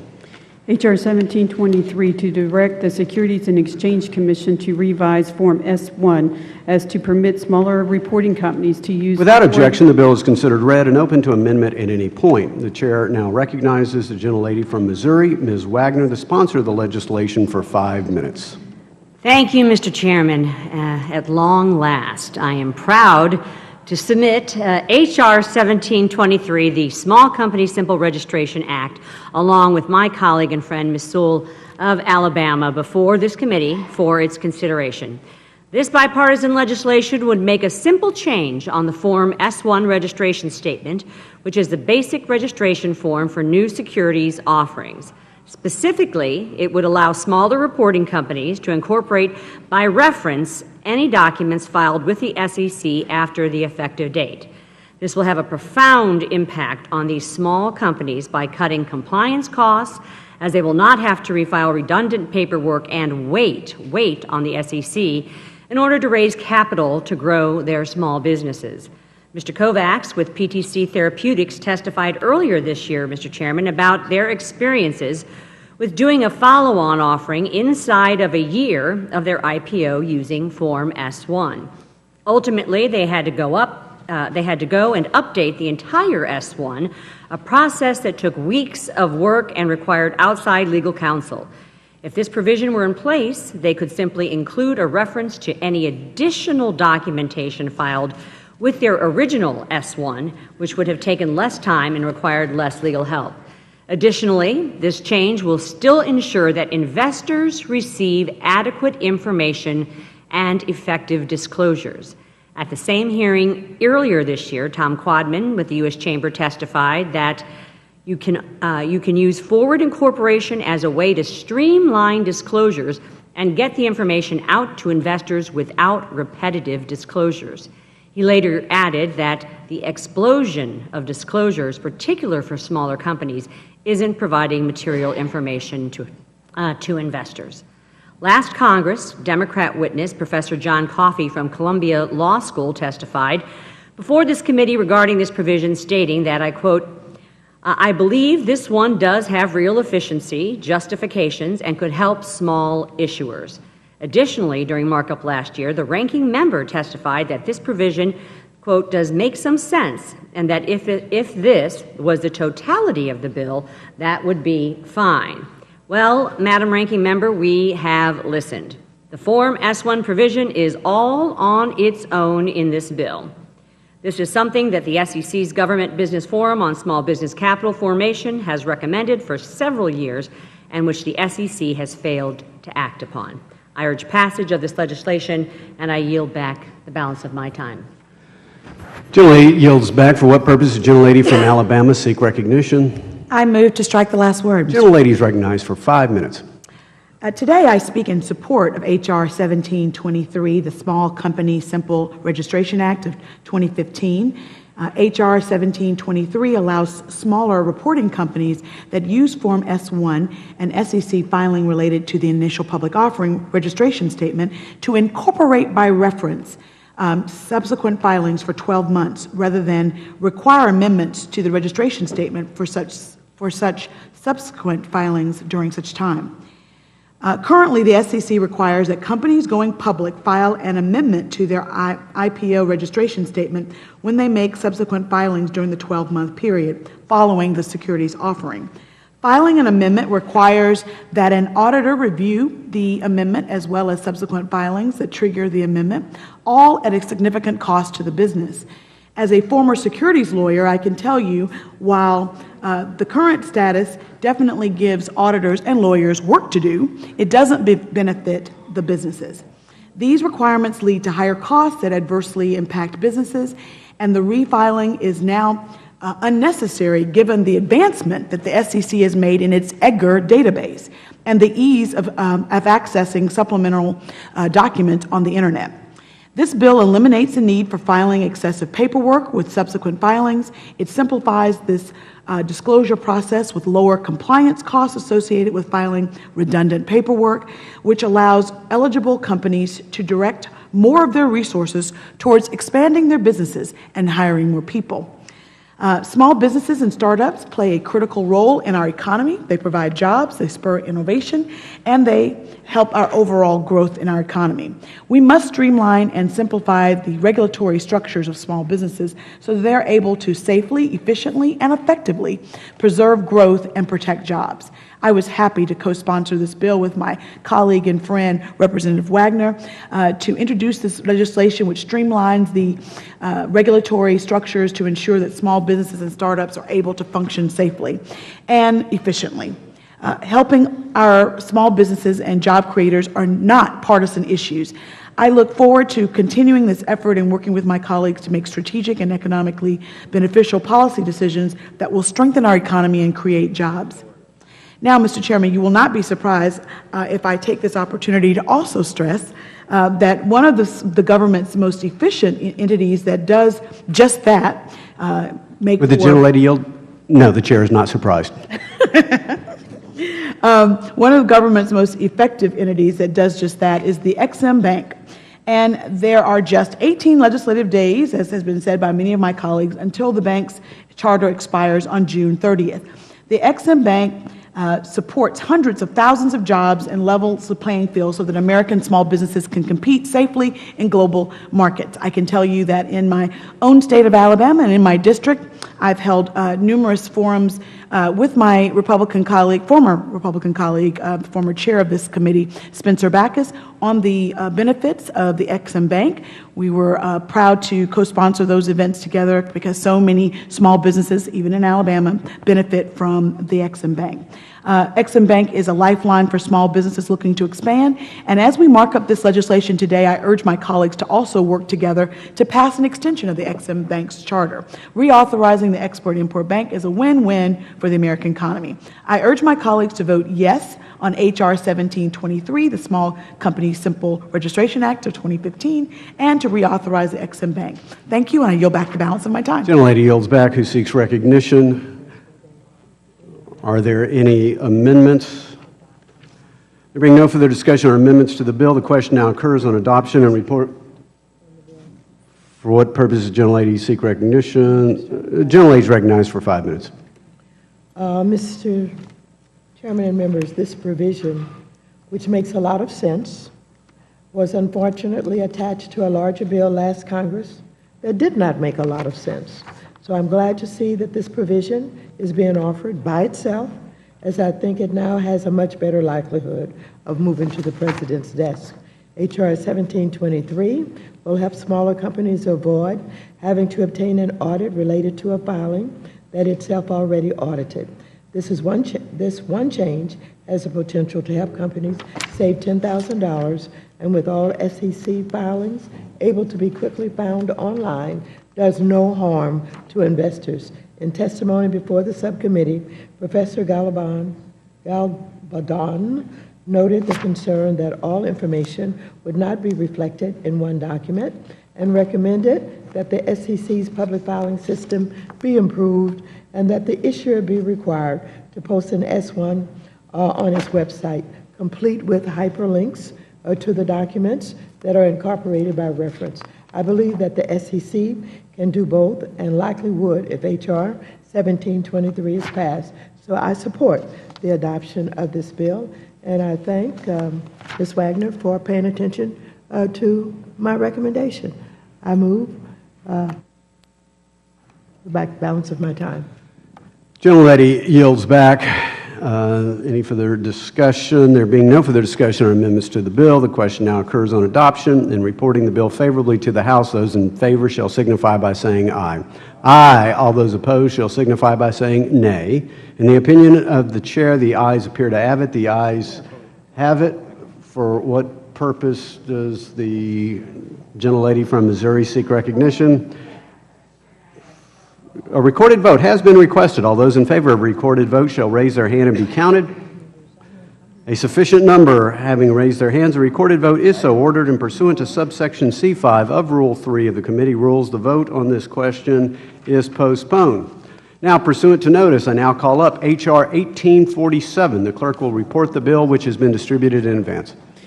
H.R. 1847 to amend the Securities and Exchange Act of 1934 and the Commodity Exchange Act to repeal Without objection, the bill is considered read and open to amendment at any point. The chair now recognizes the gentleman from Michigan, Mr. Huizenga, the sponsor of the legislation, for 5 minutes. Thank you, Mr. Chairman. Thousands of companies across my state of Michigan, as well as all across the United States, utilize derivatives to better manage the risks that they face every day in their business. The use of derivatives to hedge these risks benefits the global economy by allowing a range of businesses, from manufacturing to healthcare to agriculture, to improve their planning and forecasting and, frankly, to offer more stable prices to their customers. By imposing undue regulatory burdens on end users, this could increase costs and reduce liquidity in would prevent end users from using the derivatives market efficiently and effectively. That's why I'm the proud sponsor of H.R. 1847, the Swap Data Repository and Clearinghouse Indemnification Correction Act. This bipartisan legislation would remove an indemnification requirement imposed on foreign regulators by Dodd-Frank as a condition of obtaining access to data repositories. In fact, the CFTC and the SEC issued a joint report on international swap regulation acknowledging the problems with the indemnification process and provisions in the Dodd-Frank Act. The SEC and the CFTC staff reported that the indemnification provisions have, quote, caused concern among foreign regulators, some of which have expressed unwillingness to register or recognize a swaps data repository unless able to have direct access to necessary information, end quote. Additionally, the report noted that, quote, Congress may determine that a legislative amendment to the indemnification provision is appropriate, close quote. As you can see, this legislative solution is a small technical fix that is desperately needed, however, and it is vital to maintaining the integrity of domestic and global derivatives markets regulations. I urge swift consideration and passage of H.R. 1847. And with that, I yield back.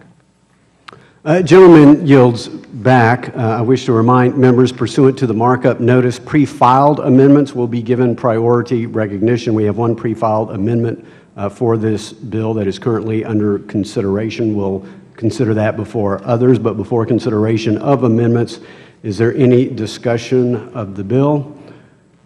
For what purpose does the gentlelady from Wisconsin seek recognition? Move to strike the last word. Gentlelady is recognized for 5 minutes.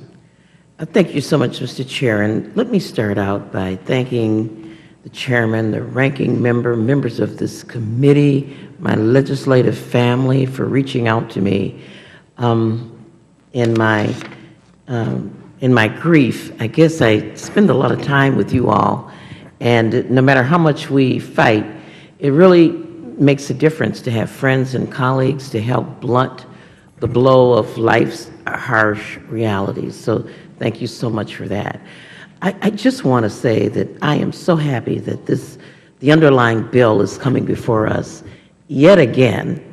It is just recently passed the Ag Committee again without controversy, and it passed last session. I just want to remind the members that during the meltdown in 2008, 2009, the United States' swap data repositories were a fail-safe in terms of our identifying the extent to which our markets were hurt and the markets overseas were hurt. We literally created a new industry by having the best data.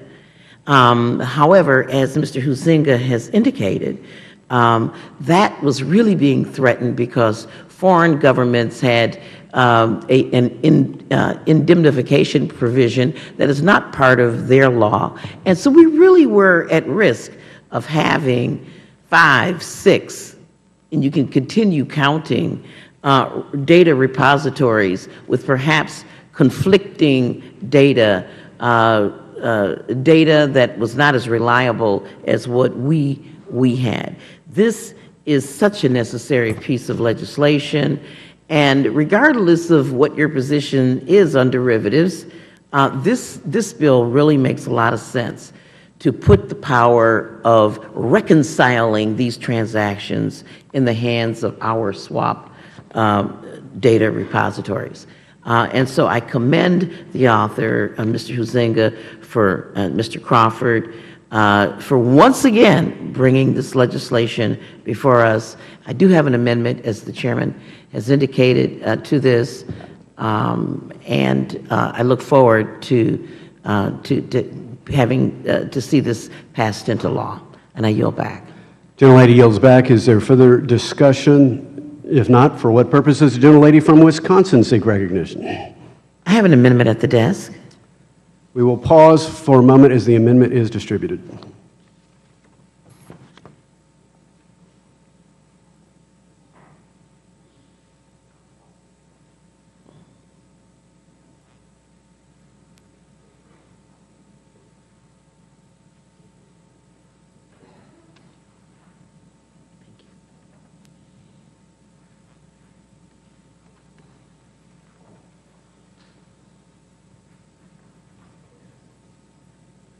Is there any member who has not received a copy of the amendment?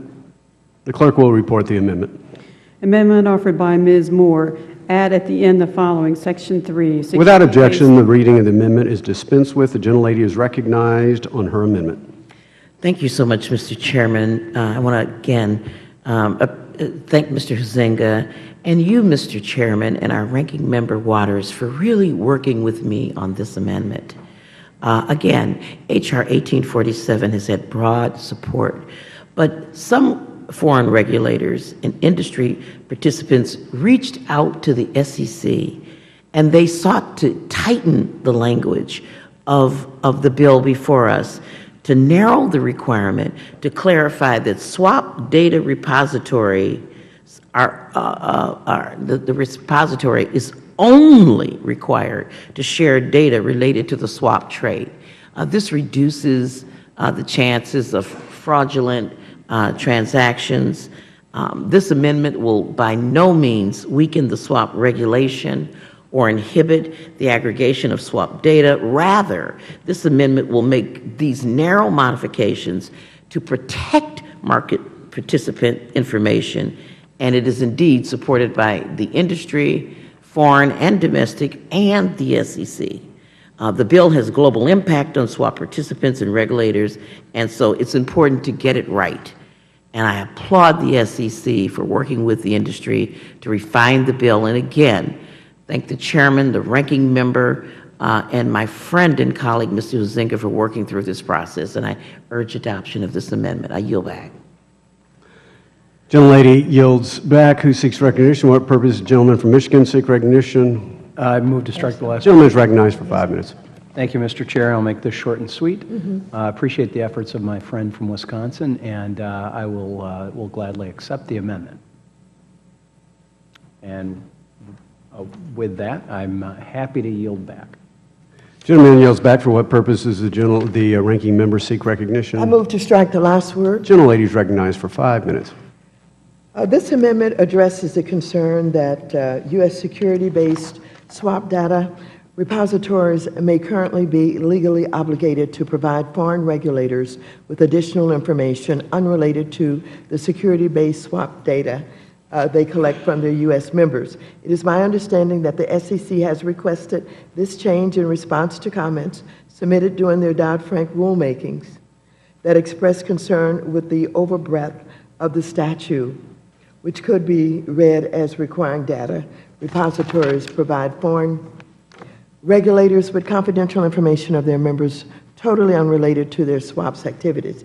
This concern was highlighted by the Managed Funds Association and members of the buy side, which noted that under this statute, foreign financial supervisors, foreign central banks, and foreign ministries could request and obtain any data repository information. As with the underlying bill, this amendment encourages the submission of swap information to data repositories while helping to promote the free flow of important such information among our nation's regulators and their foreign counterparts. I thank the gentlelady for this amendment. I support this amendment and yield back the balance of my time.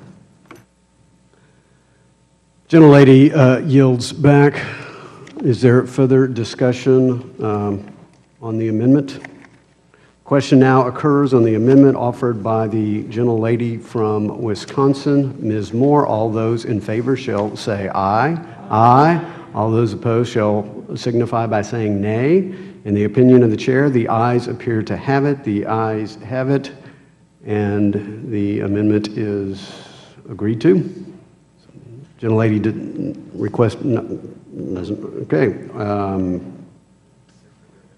Is there a further amendment to the bill? Is there further discussion to the bill?